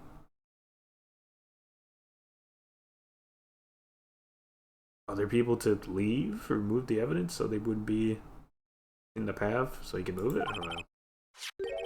What's that, a screwdriver? What does it have to do with this case? Mr. Edgeworth, think back to the day of the crime. What is this screwdriver doing here? It's here because... I was asked to go by Chief Gant, no less. Told me you wanted me to keep it here in the prosecutor's office. In any case, on the day of the stabbings, I brought this back here. He's got everyone to leave. After the ceremony ended that day, I didn't plan to return to the prosecutor's office. But you did, because Chief Gant asked you to. You mean The body was found in the trunk of Mr. Edgeworth's car. Oh... That's what they meant.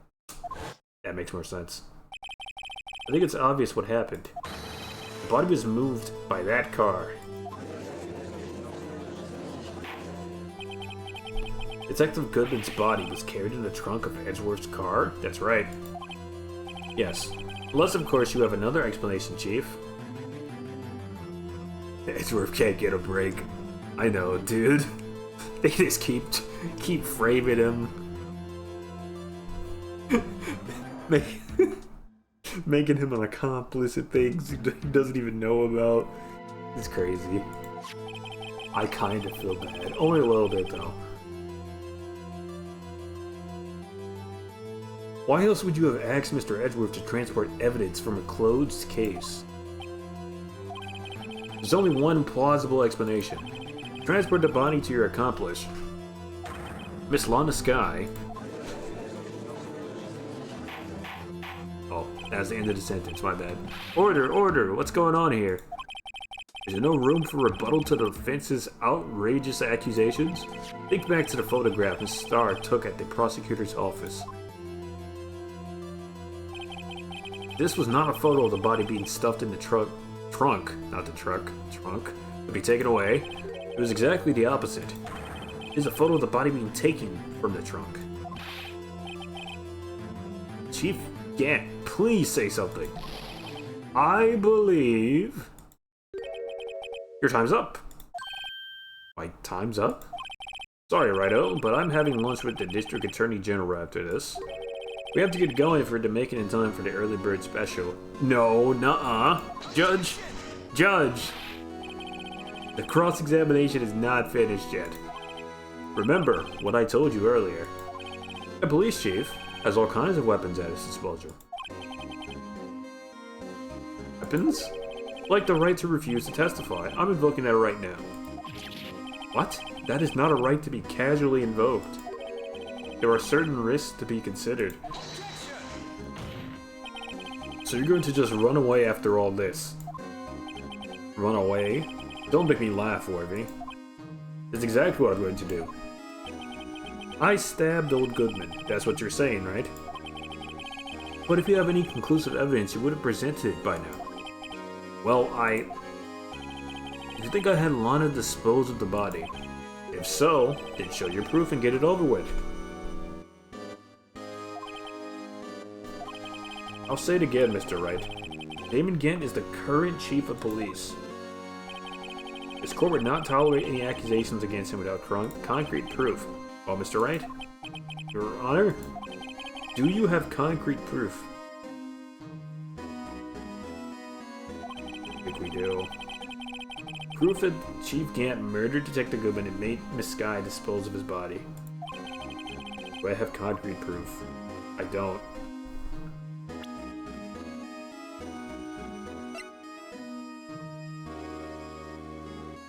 We know he did a couple of things, we don't have proof.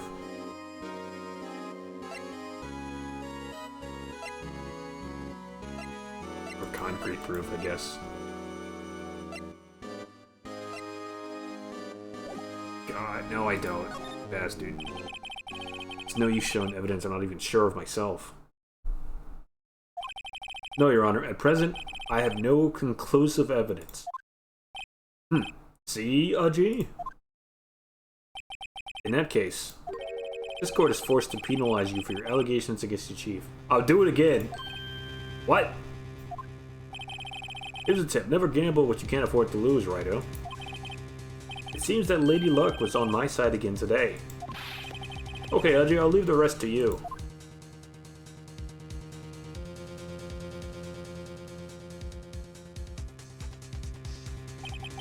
I warned you earlier, Mr. Wright.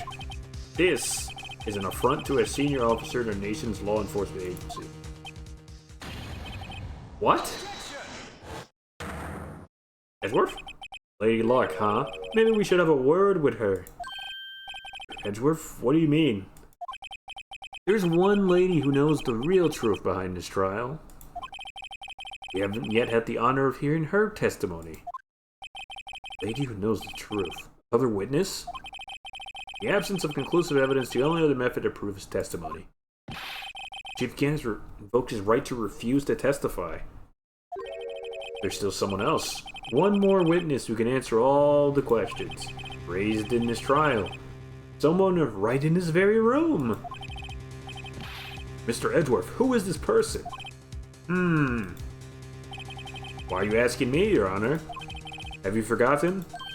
The defense is the one calling witnesses today. Mr. Wright, does such a witness exist? May not be willing to tell the truth. But we can't just stop now. Yes, Your Honor. The defense calls forth Lana Sky. The defendant, Miss Lana Sky? She was in the underground parking lot at 5:15 p.m. on February 21st. Her task, dispose of the victim's body. In accordance with a certain someone's orders. Mr. Edgeworth? The prosecution has no objections, Your Honor. Very well, the court will now take its final recess for today. In 15 minutes, we will reconvene to hear the defendant's testimony. This court is now in Hold on! Huh? Chief Gann, I thought you were going to eat. Listen good, Lana. Dr. Lana. Judge! Don't let her talk to my client. Don't let him do it. I don't think you need me to tell you this, but if you accept Mr. Wright's claims, there will be terrible consequences. Judge! Threats! Threatening my client. Stop it! Badgering the witness, that's right. That's right, your sister will be found guilty for Neil Marshall's murder. It's manslaughter, not murder. This isn't good. Of course, you'd never support such outrageous claims anyway, right? Just something to think about. Alright then. I got a lunch date. See you later.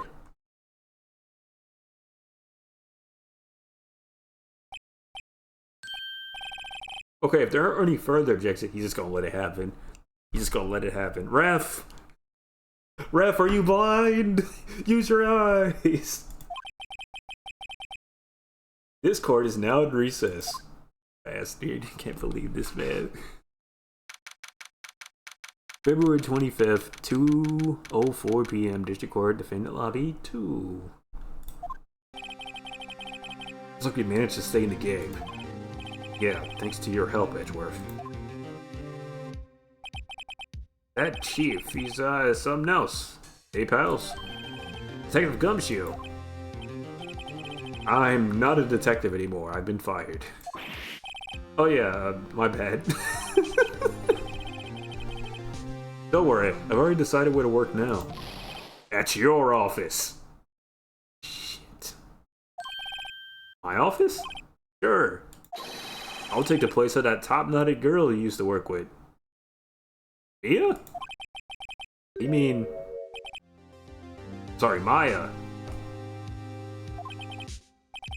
Still, looks like we're all out of moves now. Chief Gant's done it again. How is it he always gets the upper hand? He holds all the cards, bro. We're fighting an uphill battle. It's not fair. He has the right to refuse to testify. Settle down, right? Remember what the judge said. But, Chief, that is not a right to be casually invoked. There were certain risks to be considered. Risk? What did he mean by that? It's simple, really. If the Chief refuses to testify, the opposite also holds true. I mean, he forfeits his right to say anything, too.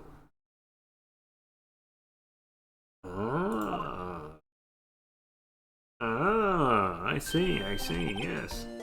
Emma, are you okay? Yeah, when I came to, I was in the medical office. I've been listening to the trial from the gallery. So she heard everything that's been going on. Emma, I'm sorry for what I said before. Don't be. It was the truth. You know what's funny? I almost feel somehow relieved. Relieved? Yeah. Now that I finally know what really happened. I think that all this time, My sister was being blackmailed by that terrible man. And she did it all, just to protect me. Ever since her appointment as chief prosecutor, everyone who knew her said she changed. Perhaps it was easier that way for her. What do you mean? What do you think I mean? To follow Chief Gant's orders. She must have shut herself up deep inside, to force herself to do anything and everything the Chief told her to do. This must be why she became so cold. It was all my fault. It's all because I murdered Mr. Marshall. Hey, don't go blaming yourself now. If you want to blame anyone, blame society, pal. Chief Gant may be able to fool everyone else with his forgery, but he can't fool my memory. I remember now. I knocked Mr. Marshall into that armor. I see. Okay. Then what? Well, we better get back. It's time for the final act. That's right. Emma, why don't you wait here? No, I'm going with you. Okay. I want to be there when Lana tells the truth. Okay, fair enough. Let's go, right, it's time to end this. To be continued right now. Right now. Save. And like a bird on fire, we shall rise from the ashes. February 25th, 2:21 p.m. District Court. Courtroom 9. For the last time. Now then, will the defendant, Miss Lana Skye, please take the stand?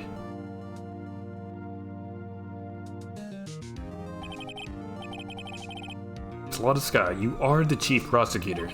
I'm sure you're aware of what is required of you. And Mr. Edgeworth, you already know everything. You know all that I've done these past 2 years. Please provide the court with your testimony, Miss Skye. And remember, you are under oath. We want to hear the truth. Of course, the truth. Lana, no matter what happens, I'll always be your sister.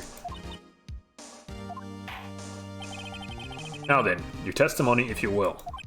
First, tell us about your relationship with Chief Gant.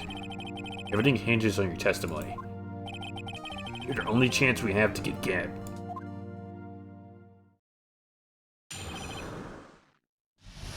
Gant in the fabrication. Alright, let's hear it. I worked alongside Gant for years. There's no truth to this blackmail theory. I fabricated the evidence 2 years ago all by myself.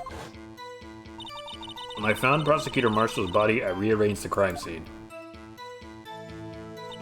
My only motivation was to get Dark convicted. It had nothing to do with Emma.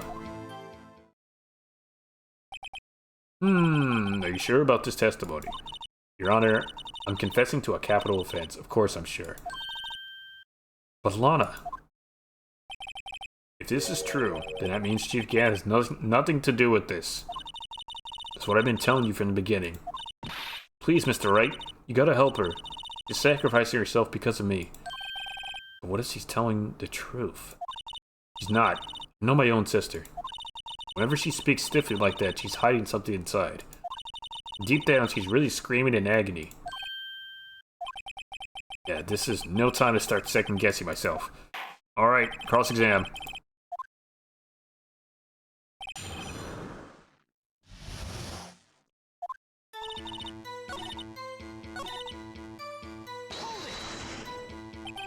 Did you do so to help your sister? Joe Dark was a serial killer. My sister almost became his last victim that day. I didn't want that incident to ruin her life. But what she did was justifiable self-defense. She wouldn't have been charged with anything.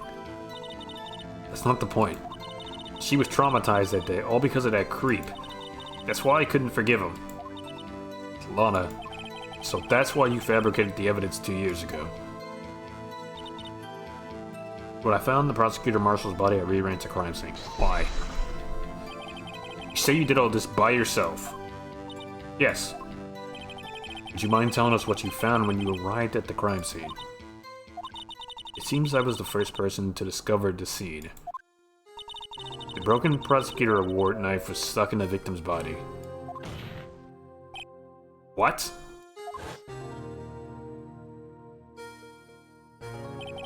But Prosecutor Marshall died from an unfortunate accident. That's only a situation you dreamed was possible. She's not looking at me. I think she's lying. We got the truth. The reality is, it wasn't my sister who took the prosecutor's life. Fantasize all you want, Mr. Wright, but I'll never change the statement. You mean, Prosecutor Marshall wound up being killed by Dark. Something like that.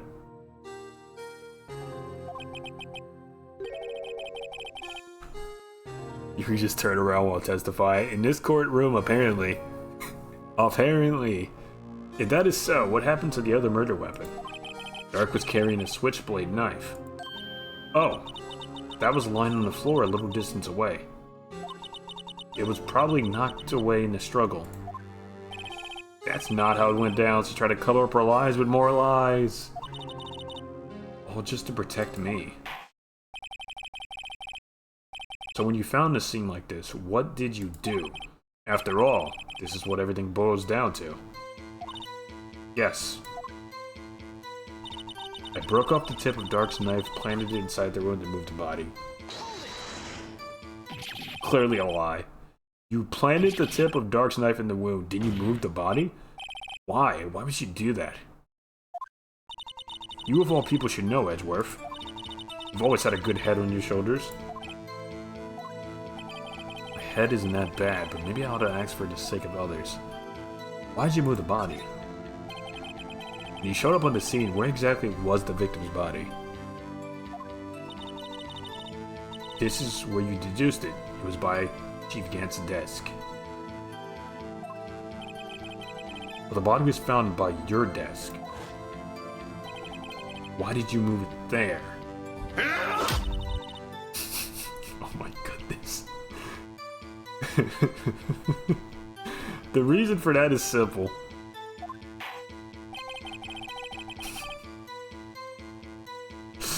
Let's have the witness explain in more detail. The reason Miss Sky moved the body. The pieces of the jar that shattered during the event started my plan.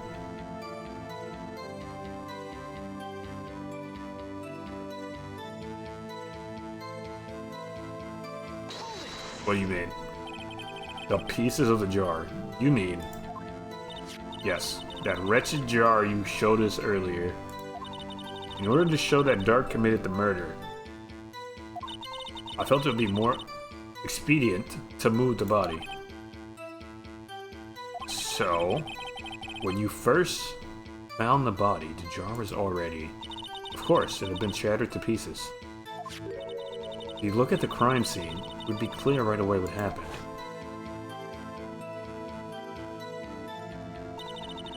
Neil Marshall was dead and Dark was lying unconscious. In other words, the jar must have been broken during their struggle. I see. What's the matter, Emma? Apparently the jar shattered at the time the crime was committed. But I have a feeling there's more to it than that. There must be a contradiction here somewhere. Anyway, I completed this fabrication completely alone. Okay, well thank you, Emma.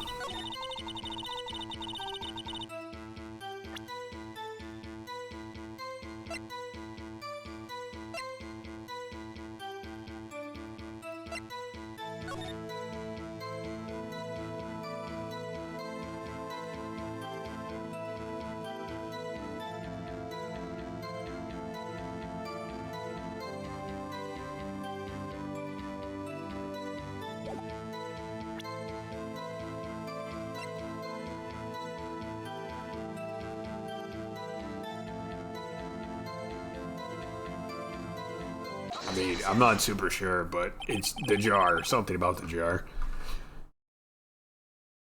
Miss Sky, I understand how you feel. You committed that crime 2 years ago to protect your sister. You mean the forgery at the scene when Neil Marshall was murdered? Yes. If that truth were to be exposed now, the past 2 years of your life will have been in vain. Even so, I am compelled to bring to everyone's attention a significant contradiction within your testimony. Contradiction in my testimony? You testified, and I quote, "The pieces of the jar that shattered during the events threaten my plans." That's right. Do you have a problem with that? It's a simple oversight, really. You see, a message was written on this jar with the victim's blood. Yes, the prosecutor must have written it in his final moments. Exactly so. And this is where the contradiction lies. Oh. If he wrote on it, it wasn't... Yeah, I understand. It wasn't shattered yet. It wasn't shattered yet. In order for the victim to be able to write his message on the jar, it must not have been broken before he died. That's right. He couldn't have written his name on a shattered jar. Order. Order. Your Honor, it would appear more information is needed in regard to this jar and its bloody message. You may be missing something critical here. Something critical. Chief Prosecutor, it seems you're as in dark as we are. About the truth towards which we've headed. What? Just tell us exactly what you saw. We'll piece together the information to arrive at the truth. Very well, the witness may now continue her testimony. Jar and message in blood. Immediately noticed the blood traces on the jar, but it was dark in the room and I didn't have time to check it out. To be safe, I wiped away the blood. The fragments were large, so I'm sure I got them all. All I could think about was wiping them clean before they were discovered. You were the one who wiped away the message in blood? I wasn't chief prosecutor at the time. She didn't think Dark was the real murderer. That's why she tried to erase the real evidence. Very well, the defense may now begin a cross-exam. Okay. Here begin we shall. Trace of the jar, darken the room, save the light to the blood. So I'm sure I got them all. No. No, because there was one in Gantz's safe. Yeah, final fact, we found in the safe. You can get them all. Sky, I believe this jar conceals a truth even you were unaware of. What? We found the final piece of this jar in Chief Gantz's safe. In the Chief's safe? But how? I knew it. She really didn't know. There's something even more disturbing about that final piece. There was still blood on it. But the witness just testified that she gathered every last piece and wiped the blood off. Yes, which leaves us with only one explanation. On the night Prosecutor Marshall was murdered, you were not the first one to show up on the scene. Chief Gant got there before you.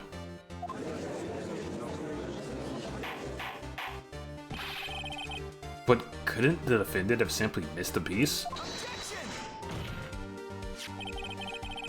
I'm afraid that's unlikely. The pieces are too big for anyone to miss, let alone an ace detective. Nice. That may well be, but everyone makes mistakes. Even I once wasted an entire day. Okay.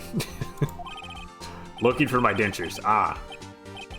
They were in my mouth all along. Can you believe that? Goodness. Have you forgotten, Your Honor? When this witness arrived at the scene, the jar was already broken. Oh, that? There's no way a name could have been written on the shattered jar. Another person discovered the scene prior to the witness. I hope you're not implying this person was Chief Gant at the time he was looking. were dark downstairs. Besides, even if he was there first, why would he break the jar?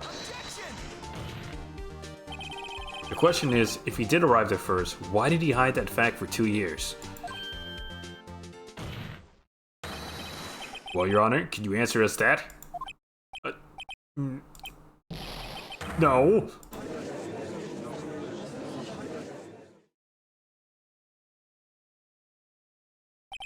Wait, I'm not the one on trial here. Damon Gadd arrived at the crime scene prior to the witness. He proceeded to break the jar. To break the jar and purposefully hid one of the broken pieces. Question: what is this action called? Fabrication of evidence. But why would Chief Gant do that? In light of what happened afterwards, isn't it clear? Happened afterwards. Discovering the scene, Lana believed her sister Emma killed the victim. Determined to help her sister, she sought Gant's aid. Lending her his aid, Gant helped her create evidence that incriminated Dark, sparing Emma, and therein lies the reason. The reason why Miss Sky became the Chief's puppet. Dang, she bit the hell out of her thumb. What the hell? No, I did it on my own. Alright, Lana. Stop lying. Please, sis, stop trying to protect the Chief. I can't watch you suffer anymore for my sake. No, you didn't. It wasn't you, Emma. You didn't kill anyone. Don't believe anything Mr. Wright says. Defense attorneys make up the most foul lies to defend their clients. Okay. You're literally my client, but okay. Foul lies. Imagine that, coming from my own client. Yeah, that's what I said. I guess you do seem the type who likes to twist the truth. What? Judge!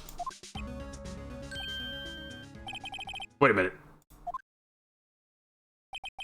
What if we're still smack dab in the middle of Gant's trap? Is something wrong, Mr. Wright? Lana? Maybe you're right after all. What do you mean, right? So you do tell foul lies then, Mr. Wright? Oh my god. Sky, please testify once more.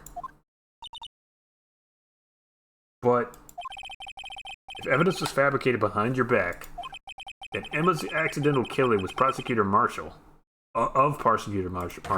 might also be a lie. But I do remember knocking over Mr. Marshall. Sky, if you will. I can't. There's nothing to be afraid of anymore. This cross-examination may not change a thing. However, there is a possibility that it will, if you tell the truth. Very well. I'll testify about what I really saw. Alright. The witness may testify once more for the final time. The actual crime scene. When I arrived, I found Mr. Marshall's body impaled on that suit of armor's sword. Emma and Dark were lying unconscious on the floor nearby.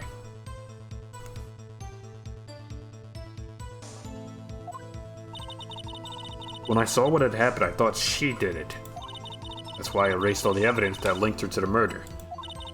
Chief Gant helped me remove the body from the sword and carry it.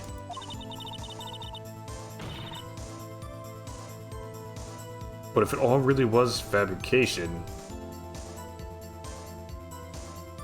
Emma might be innocent.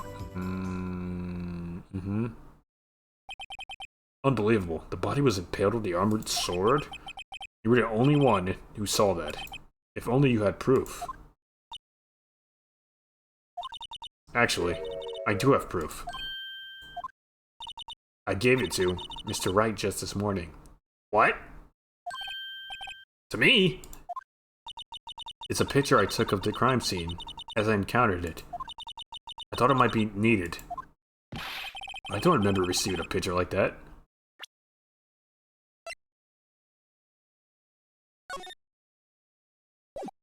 Oh, I can't. Lana must have known. See, Mr. Wright? She really does have faith in you. Very well, Mr. Wright. Please present this picture. I don't remember receiving any pictures from Lana. Lana said she gave it to you this morning, right? I seem to remember getting something from her then. Let's check that evidence again. There must be a picture in there somewhere. Boy. Ah?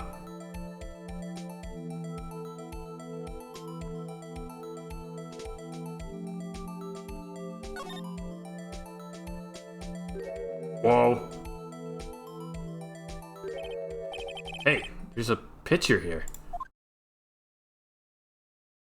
Oh, shit. Yeah, that's it. Oh my. This is the actual crime scene? No wonder detectives saw the crime scene like this. Because I contacted Criminal Affairs only after I had rearranged everything. Honest picture inserted into the court record. Mr. Wright. That piece cut out from his vest, could that be the cloth we found inside Chief Gant's safe? What's this? This is a handprint, isn't it? That cloth, it had fingerprints on it. Whoever's fingerprints those are must be the real murderer. What? But those fingerprints... They're yours, Emma. Why are your lips turning all purple, Mr. Wright? Anyway, let's get on with the cross-examination. Oh, God. So long as you tell the truth, we should be able to flush out the real killer. Very well. The defense may now begin his cross-exam. Yeah.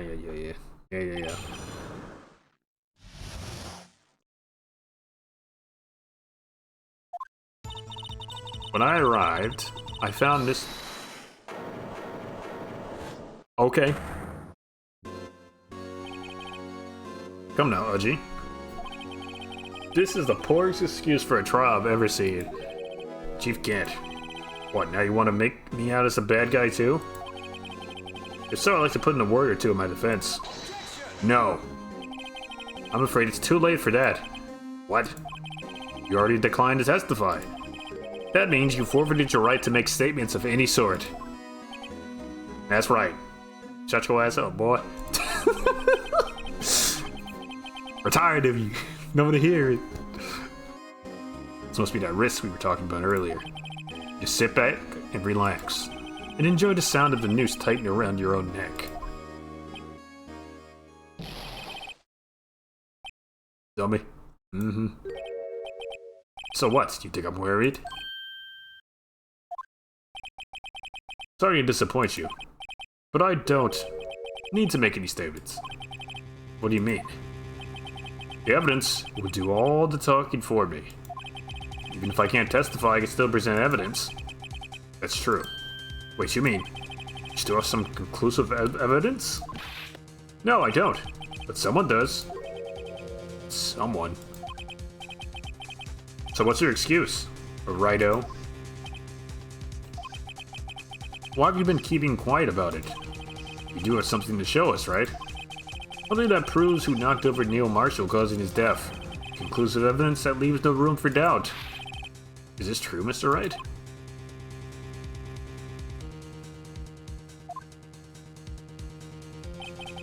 I show that piece of evidence now. Emma's sure to be made out as the murderer. Mr. Wright, if you have any more evidence, present it now, and if you try to conceal anything, you will be the one appearing before the court. The Board of Inquiries. Oh, God. What do I do now? Better think this through carefully. I can't afford to make the wrong decision. Did I present that piece of evidence? The one that shows who really killed Prosecutor Marshall? Nope. Your Honor, I don't have any evidence I can present at this point in time. What? You lie! Chief Gant. You opened my safe. I know you took what was inside.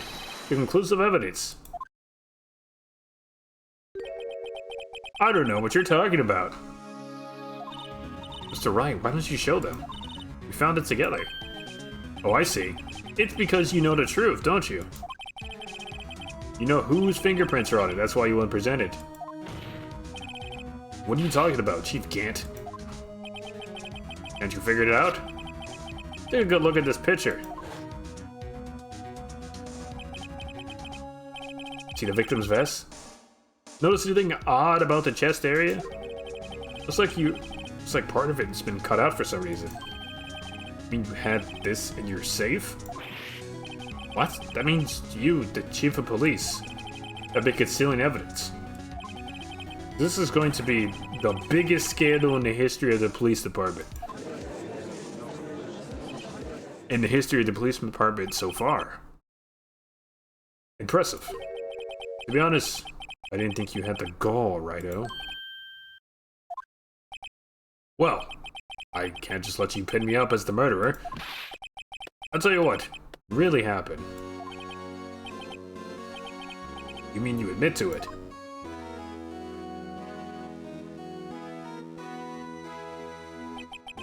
I was the first person to arrive at the crime scene that day. It then occurred to me that I could use the situation to control Lana. So you really were manipulating her. I knew Lana. I made it look like the blame lay on her sister. Then when she saw the scene, she would ask me for my aid. She assisted Miss Sky. I told her to arrange all the evidence. I had her plant the knife tip in the victim's body and move the body across the room. I ended up using that evidence to get Joe Dark convicted. When I tampered with the crime scene, I hid 2 pieces of evidence. This was before Lana arrived at the scene, mind you. 2 pieces of evidence. You mean those items in your safe? But why? For insurance. Of course. Insurance? I was sure my plan would work, but it's always best to be prepared for the worst. I wasn't about to let anyone blame me for the murder that girl committed. I mean, you were calculating that far ahead while forging the evidence? What do you take me for, a fool? I didn't make police chief by dumb luck. See this jar fragment? I hit the most legible part of Emma's name. Didn't expect Lana to go and wipe the blood off all the pieces. But if you fabricated all the evidence, who's to say you didn't fabricate the message on the jar too? Thank you, Edgeworth. I was thinking it for quite a while. Some people just don't know when to quit, do they? That's why I kept one more item for insurance. You mean, that piece of cloth. Come on, Righto. Cough it up already. I know you have it. If you were the first on the scene, you could have just picked up the unconscious Emma and then pushed her hand onto the thing. This is circumstantial, bro. What are you waiting for, Mr. Wright? So you admit to it then, Chief Gant. That you were hiding the cloth you cut off the victim's vest in your safe. Yes, I admit it. I didn't want to have to do that being chief and all. But it's a lot better than being portrayed as a murderer. Well, Mr. Wright, what do you have to say for yourself? Just a moment ago, you said you didn't have any evidence you could present. Foolish move, Righto. You should have shown it before it was too late. It's been a long battle. But the moment of truth has finally arrived. As long as I don't mess up here, victory is mine. Your Honor, I do have evidence to present now. Alright then, let's see this conclusive evidence. The evidence that shows who actually murdered Prosecutor Marshall.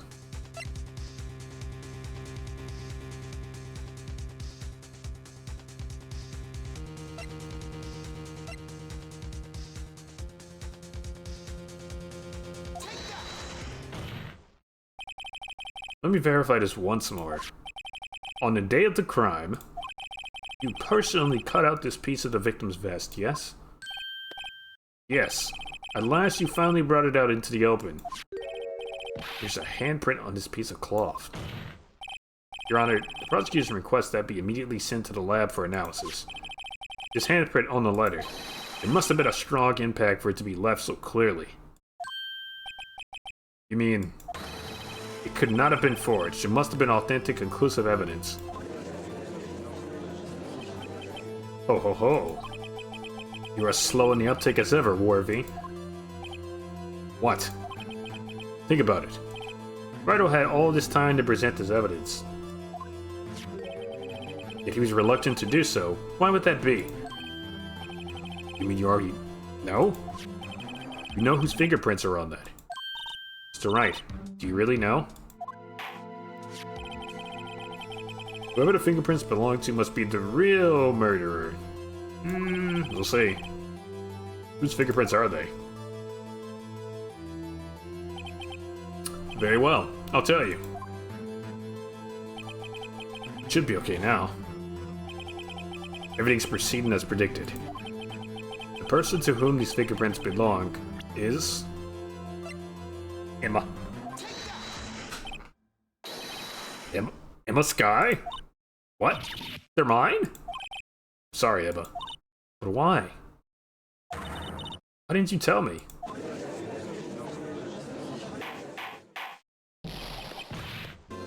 Oh ho ho! You're really something, Rido. You knew this girl did it all along. You still tried to pin the murder on me. So it's true. Tragic but true. This girl really did shove Prosecutor Marshall to his death. Hold on. How could you? You monster! The Sky. You knew whose fingerprints those were all along, yet you acted like she really didn't. The Sky. It's not over yet. What? I said this trial isn't over yet. But I'm afraid it is over, boy. Not only this trial, but your career, too. You purposely concealed this conclusive evidence. That, my friend, is a serious offense. I'm looking forward to pressing charges after the defendant is convicted. I'll have your badge, boy! What's the matter? Cat got your tongue? Aren't you going to tell us how it feels? How it feels to be the one who single-handedly turned a poor little girl into a murderer. Before I do that, there's just one little thing I have to clear up. Oh, and what's that? Who really killed Prosecutor Neil Marshall? What? Chief Gant, you are absolutely right. This piece of cloth proves who the real murderer is. Who killed Neil Marshall, you ask? It was Emma Sky, wasn't it? I'm afraid that's not possible. See, this piece of cloth contains a critical contradiction. What? A contradiction? What is this fool babbling about? I'm talking about a contradiction, one that proves who the real killer is.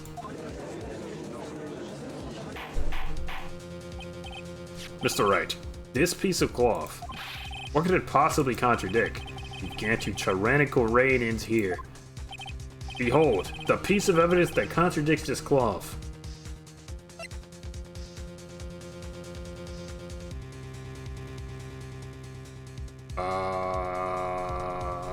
This? And what exactly is this supposed to be? This is the picture Miss Sky took. Take a good look at it. You see where the piece of his vest was cut out? Yes. His shirt is showing underneath. It's hard to make out with all the blood in his vest, though. Exactly my point. His chest is soaked with blood. That's only natural. His lungs no doubt were punctured. Blood poured out of his mouth. But that piece of cloth... Where's the blood? There's no blood on it. That's right. Caught. Since Emma Sky's fingerprints are on this cloth, there's no doubt that she shoved the prosecutor aside. However, Mr. Marshall was not impaled on the sword at that time. This is nonsense. Now then, Chief Gant, let me ask you something. Prosecutor Marshall was not impaled when he was shoved aside. He most likely hit himself on the ground and was knocked out. If so, then tell me, who could it have been? Who could have arrived at the scene before Miss Lana Skye? Picked up the unconscious prosecutor and impaled him on the armor's sword.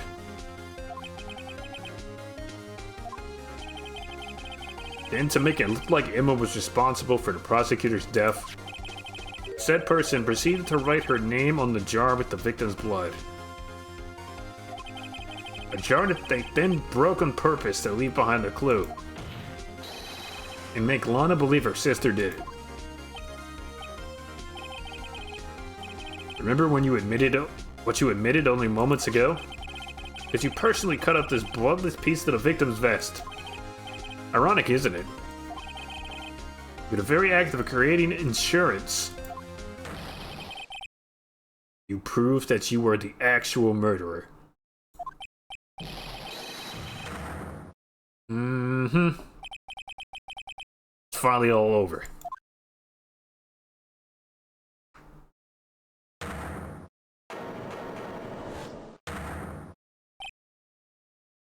Did you just object? That was close, Rido. You almost had me. Sorry, but you'll have to do better than that. I refute your allegations. What do you mean, refute his allegations? You see that piece of cloth? Is illegal evidence. Order, order. What nonsense is this? Evidence? Illegal evidence cannot be used to convict a suspect. Remember, Uji? Earlier, old Rido here concealed that piece of cloth. So then, what's your excuse, Rido? You do have some conclusive evidence, don't you? Your Honor, I don't have any evidence I can present at this point in time. Well, that's true. The defense did refuse to present evidence. At that moment, that piece of cloth ceased to be legal evidence. But that's not fair.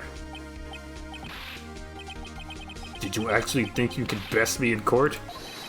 It looks like the last laugh's on you, son.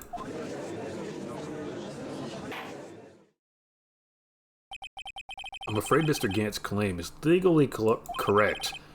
Well, Mr. Edgeworth? True. Illegal evidence cannot be used to convict a person. Assuming, of course, that the evidence is indeed illegal. Well, Mr. Wright? It seems at last. The time for me to reveal my plan has finally arrived.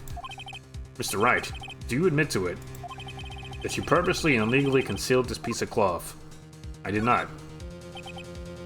I admit, I refused to present it at one point. So the evidence is illegal. No, it isn't, Mr. Gant. Huh? It's not that I didn't present evidence then. It's that I couldn't. What do you mean you couldn't? There were certain procedures involved when presenting evidence. No, Uji, don't listen to his lies! He's nothing but a coward you can't really believe! There is only one issue left to be resolved in this trial. Is this evidence legal or not? Very well, let us settle this once and for all.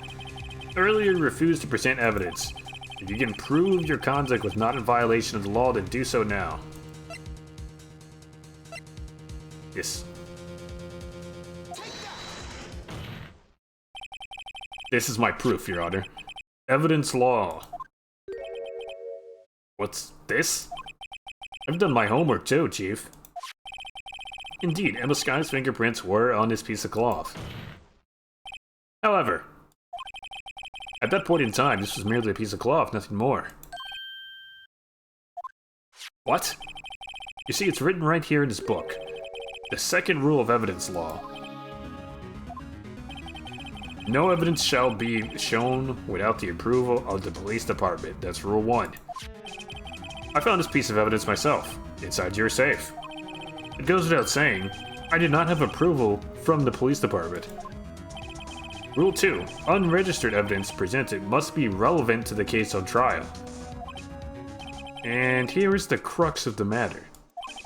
You see, at the time, it was impossible for me to prove the relevance between the call-off and the SO9 incident. What kind of nonsense is this? You want relevance? Take one look at this picture, and... Sorry, but can you recall, when was that picture presented? That was shown only a few moments ago. No. He's right. He's Phoenix right. At the beginning of today's trial, that piece of cloth was still meaningless. The person who gave it value as evidence was you, David Gant. You yourself confessed to a certain truth. Let me verify this once more. On the day of the crime, you personally cut out this piece of the victim's vest. Oh, yes. No. It was then that you approved this cloth as conclusive evidence. Yes, you, the chief of police, personally approved this cloth.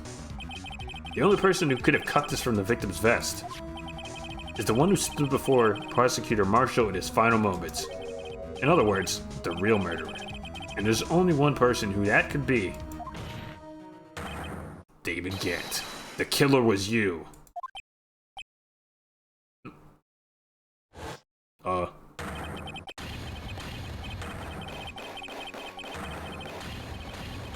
He's losing it. He's losing it. Oh my goodness. I knew I should have gotten rid of him. That good-for-nothing scum. For 2 years he's been snooping around the department, trying to get something on me. Crimes are being committed every day, yet he insisted on hounding me. Well, your crime wasn't exactly petty. He wanted to reinvestigate the case. Recruited Angel Starr. Then convinced Bruce Goodman. Detective Goodman? Yep, that's right. The evidence is transferred, I'll lose my only chance to find out the truth. Please, you gotta help me. Goodman turned him down, as he ought to. Still, Jake Marshall didn't know when to quit. He stole Goodman's ID card and tried to take the evidence. Goodman came to me that day. He wanted to file a lost item report. I went with him to the evidence room, and all of a sudden he decided to speak out. What are you talking about, Goodman? Can you please reopen the investigation, Chief? We can't transfer the evidence out. There were too many questions left unanswered.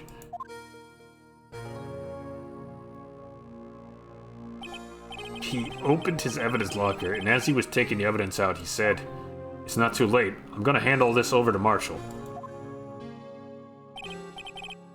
Well, to be honest, I was a bit taken aback by his words. I had a bad feeling when he came to see me, but I never thought he'd bring up SL9. That's when I saw it, that accursed knife.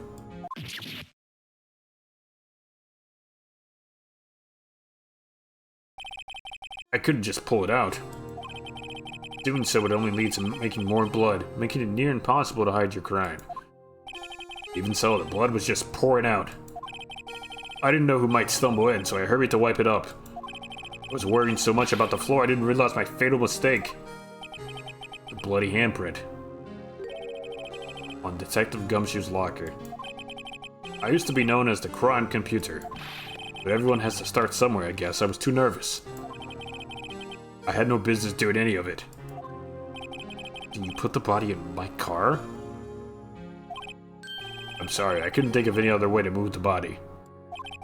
I broke your trunk, but what's the big deal? You make a lot more than us detectives ever will. Oh my god. Leaving the prosecution's car aside, how How could you get Miss Sky involved in all of this? Well, she had as much to lose as I did if the truth came out. So you took the evidence from Detective Goodman's locker. I felt bad for having to do it. I also didn't have time to pick and choose what to take. So... you left the jar fragments and the glove. Yeah. It was like I was better off being an investigator of crimes than a committer.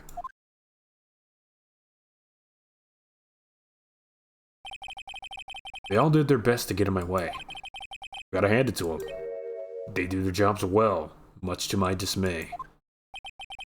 Fake evidence doesn't hold up very well upon close examination. You must have known that. Tell me, Worthy, why do you stand in court? Me? You despise criminals. I can feel it. You and me, we're the same.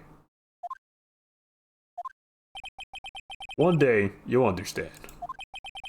Believe me, you will. You're just one man. You'll see what it really takes to bring them down once you try to go it alone.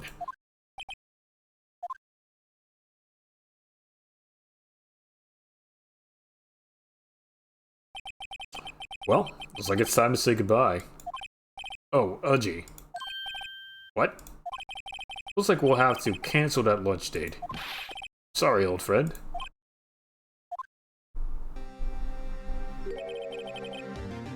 I'm sorry too, Damon Gant. I knew you as you used to be long ago. You were once a fine investigator and an example to others on the force. I'm sorry to learn that you are no longer that person. Those days are gone now, Udgy. Thanks for all the memories, though. Don't worry, you'll be fine. Now you have Rido here. And Worthy. With these two around, you can't go wrong. In fact, I can hear them already. The melodious sounds of a new beginning.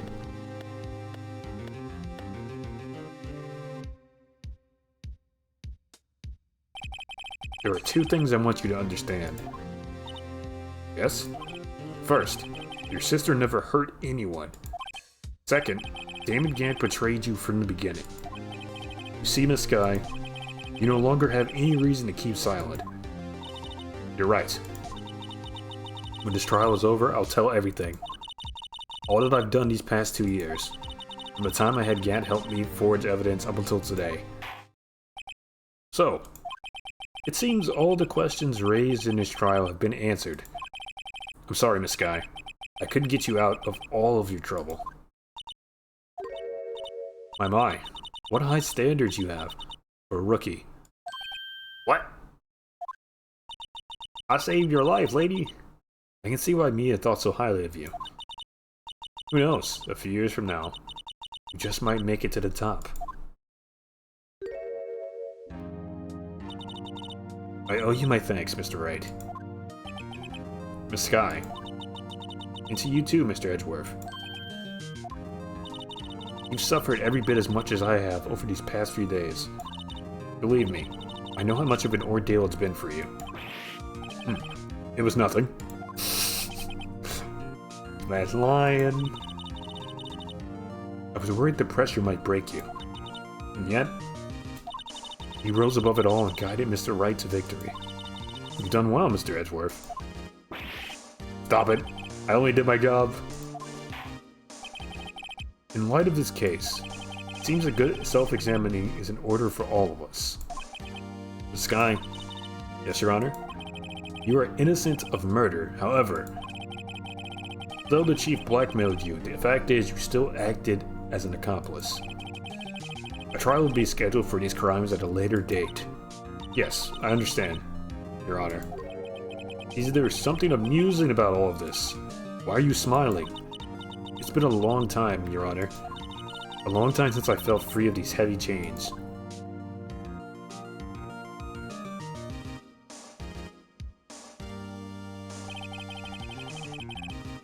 Well, this trial has gone far too long already. You're telling me, man. Regarding the charge of murder, this court finds the defendant, Miss Lana Sky, not guilty. Not guilty.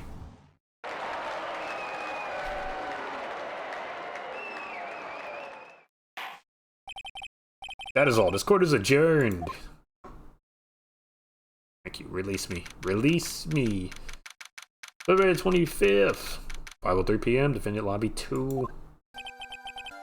At long last, it's finally over. Emma? Why the long face? Sorry your sister didn't get completely off the hook, but at least she wasn't convicted for a murder she didn't commit. That's not it. Just now, after the trial ended, I can see why Mia Fey thought so highly of you. I owe you my thanks, Mr. Wright. And to you too, Mr. Edgeworth. You've suffered every bit as much as I have over these past few days. You've done well.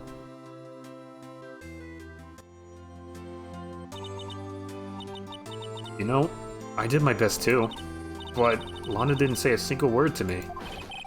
Hope I'm not interrupting anything, pals. Gumshoe, please.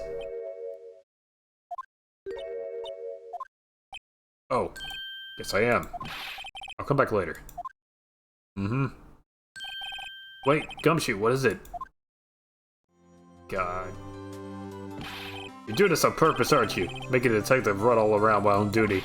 To top it off, you call me here. I've seen happier people at funerals. Lighten up, pals. I'm only kidding. Oh, are you here because of my sister again? Nope. Not this time. I came today because of you, pal. Me? That's right. I thought you'd like to see someone...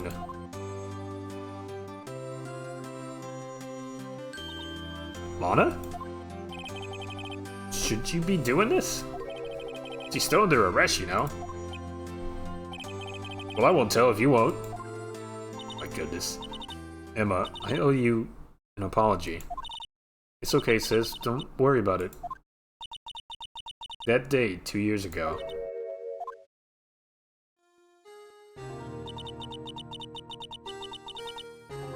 Yes, we did win. We got him. The police chief did it. We got Lana off for her murder charge. However, she's still gonna have to see her day in court for tampering with evidence and fabricated evidence. Did miss the freak out. It's the first time in my life I ever panicked. It was all I could do to keep myself from screaming. All I could think about was keeping you from getting ramped up in that mess. Sis, I asked Gant to help me cover up the truth. I thought I was doing it for your sake, but now I realize I was wrong. I changed after that day. I had to. It was the only way I could make it through the past 2 years. I knew how much I was hurting you by distancing myself, but I couldn't bring myself to tell you what I did. I was scared. Scared that you'd look at me with those eyes of yours. I was scared of how you would react if you knew. Since you were only doing it for me. No. Huh? I turned my back on you that day. And hiding what I believed to be the truth. I was deceiving you. Sis. I'm such a fool. It took me all this time to realize it. Emma, I'm so sorry. But sis, you don't have to apologize. I'm happy now. You're happy? Of course. You know, sis, I always knew that one day you'd come back. And now you have. Oh, Emma. Emma! Aww. Aww, happy ending. Kind of. No one can change the past. The only thing we can do is strive to make up for our mistakes. Why must we make up for our mistakes, you ask? Because in doing so, we can find the way back to our rightful path. And it is from there that we can move on towards a brighter future. At least that's what I felt. watching those two sisters make up. Mr. Wright, Mr. Gumshoe. Me? Thank you both for all that you've done. I'm sure we'll meet again someday. Isn't that right? Edgeworth? Edgeworth? Stop hiding and come over here.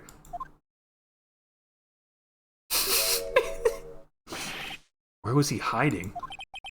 I just came to say, congratulations. Thank you. Thank you, Mr. Edgeworth. Right. Well, I'll be going now. Mr. Edgeworth, I hope you don't blame yourself for what happened.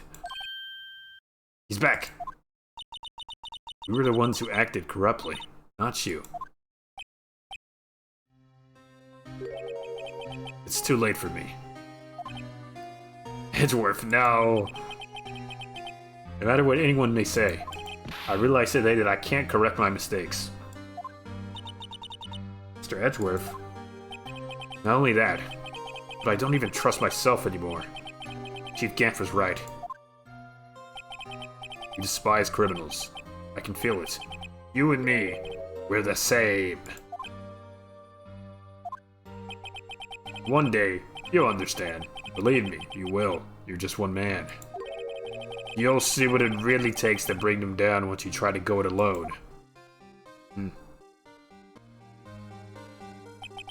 I do despise criminals. I plan to dedicate my entire life to fighting them. But in order to fight crime on my own, I'd need a weapon. It's scary, but I've known that to be true for quite some time now. But Edgeworth, who knows? Given enough time, I might have tried to pull something like Chief Gant did. That thought terrifies me. That's why I can't continue on as a prosecutor. Edgeworth, don't you understand? Damon Gant and your mentor, Manfred von Karma, were both the best of the best when it came to fighting crime. But they both made the same mistake. You said in order to fight crime on my own, I'd need a weapon. That may be true. But think back to today's trial. You weren't alone. You were working together with Mr. Wright.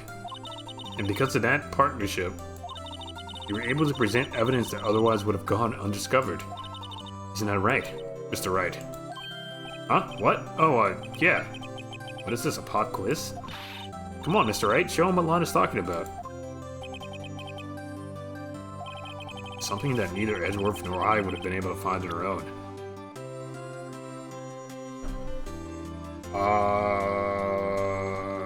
The evidence list? Both had two halves?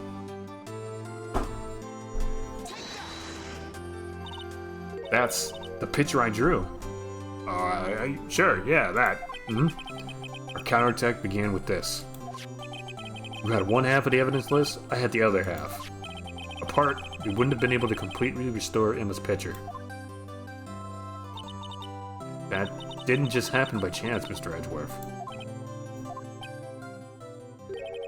It's time for me to go. Mr. Edgeworth, if you'll excuse me, there are still some loose ends that need wrapping up. Take care, Chief Prosecutor. Edgeworth, what will you do now?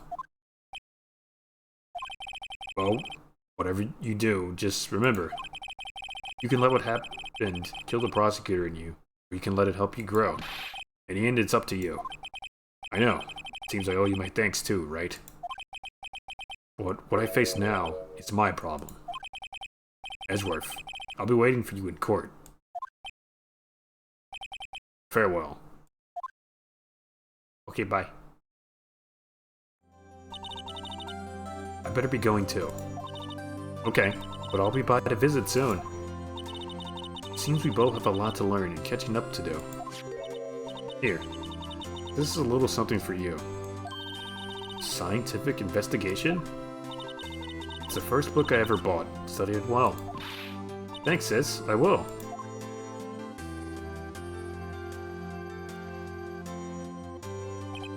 And so, another case came to a close.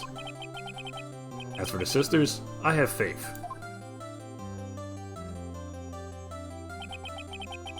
Faith that their lives have only just begun. And as for me, I think it's time I started on a new journey of my own. Oh my god, it's the buds. A journey to rediscover myself. Well, don't go trek it off just yet, pal. Huh? What is it, detective?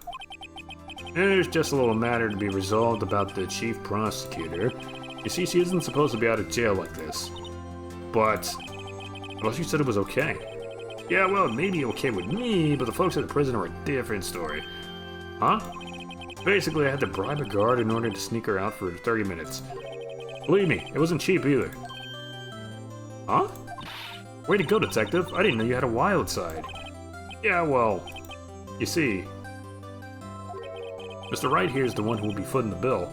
Oh my god. Huh? You think I could afford it with my salary? You gotta be kidding me, pal. God, Phoenix. Thank you, Mr. Wright. You're the best. Uh-huh. Why is it? I suddenly feel like I want to scream. Hey, I got an idea. Why don't we all go pay it off together? Oh my goodness. That's a great idea. Come on, guys. Let's go.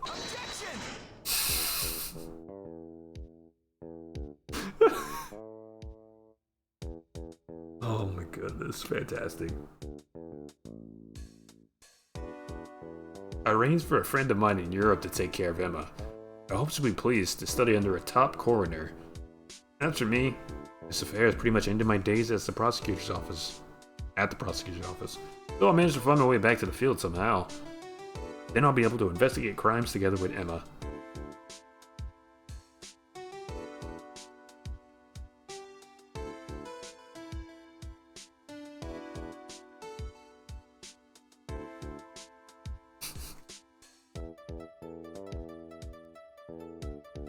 Oh, gumshoe. Yikes. I thought it was a goner for a moment there. In the end, though, they overlooked my unauthorized investigation of the chief's office. If we penalize you anymore, it'll be worse than firing you. Yep, that's what they said. It just goes to show. You can't shake me off that easily.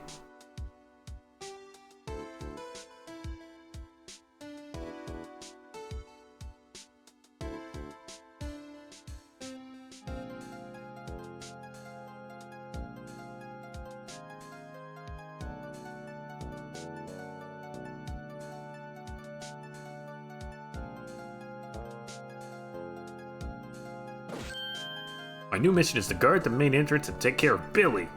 Can you believe it? I've been promoted to security guard. My partner's keeping an eye on the entrance for me today. I'll show them though. Someday I'm gonna make detective. God damn it. Yes sir, then I'll be just like Dick Gumshoe.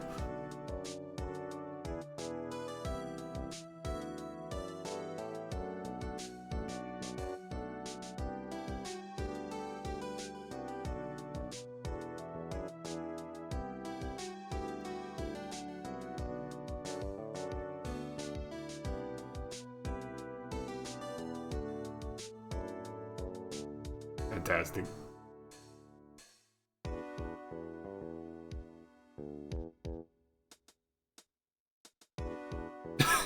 Oh my goodness.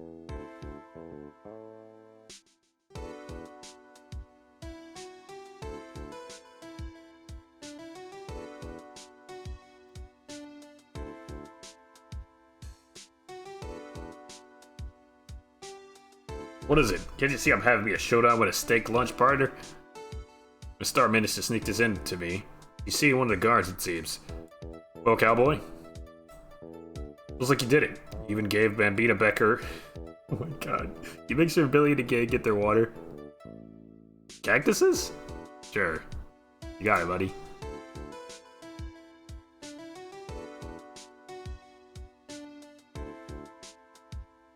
Looks like we won't be seeing each other for a while.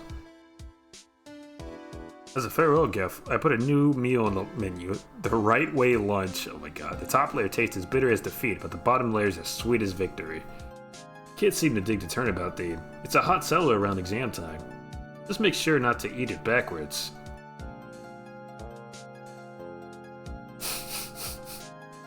Oh my goodness.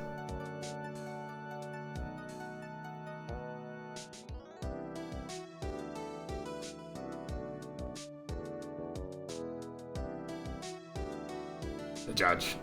I'll never forget what that young defense lawyer said after the trial. Let's see, what was his name again? Mr. Left? Anyway, he said he's been doing something or other for how many years? Well, anyway, I've got another trial to get to, so I'd better be. Huh? Oh no, I forgot my gavel. Sorry, gotta go.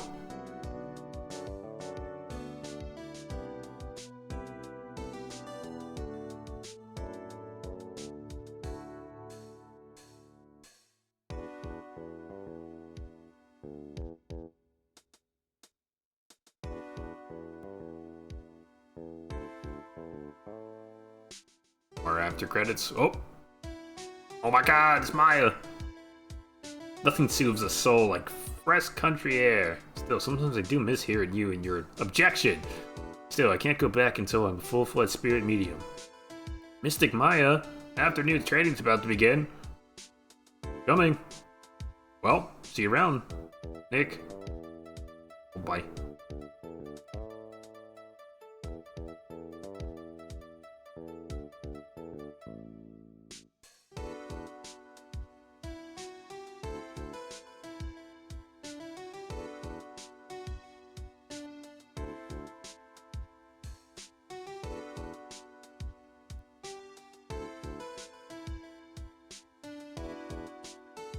Edgeworth? Mr. Edgeworth. Mr. Edgeworth? I brought you your tea. What's going on?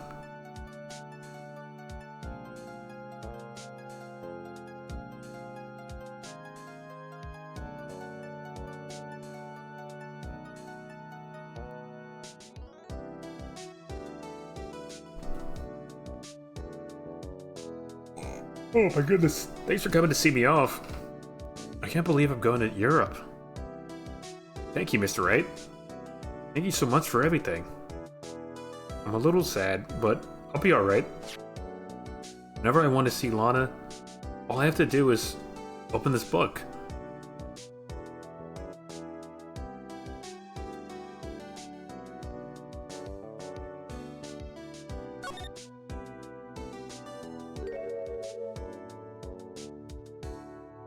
There it is.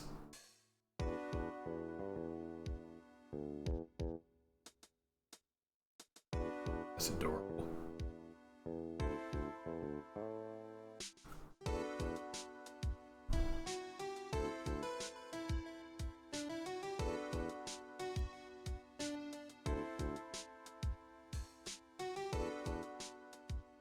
Fantastic.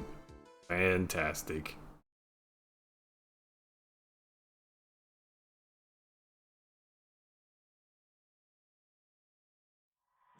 Alright. And that's it. We used up all the time, I thought it was going to be shorter than that. Okie dokie. The Ace Attorney will return very soon. Play the game again, I wasn't looking. No! I will not. We'll play the second one soon, though. Okie dokie. For the rest of the week, we will be playing, we will be continuing, actually, our Nuzlocke run of Pokemon Heart Gold tomorrow. Wednesday, we'll be playing more Pikmin. And Thursday and Friday this week, we'll finish things off with more Expedition 33. That is the plan. Nevertheless, I hope you guys enjoyed the stream. I hope you guys enjoyed the Ace Attorney himself, Mr. Phoenix Wright. Amazing game, a lot of fun. And I hope you have a wonderful, wonderful evening. I will see you all next time. Goodbye.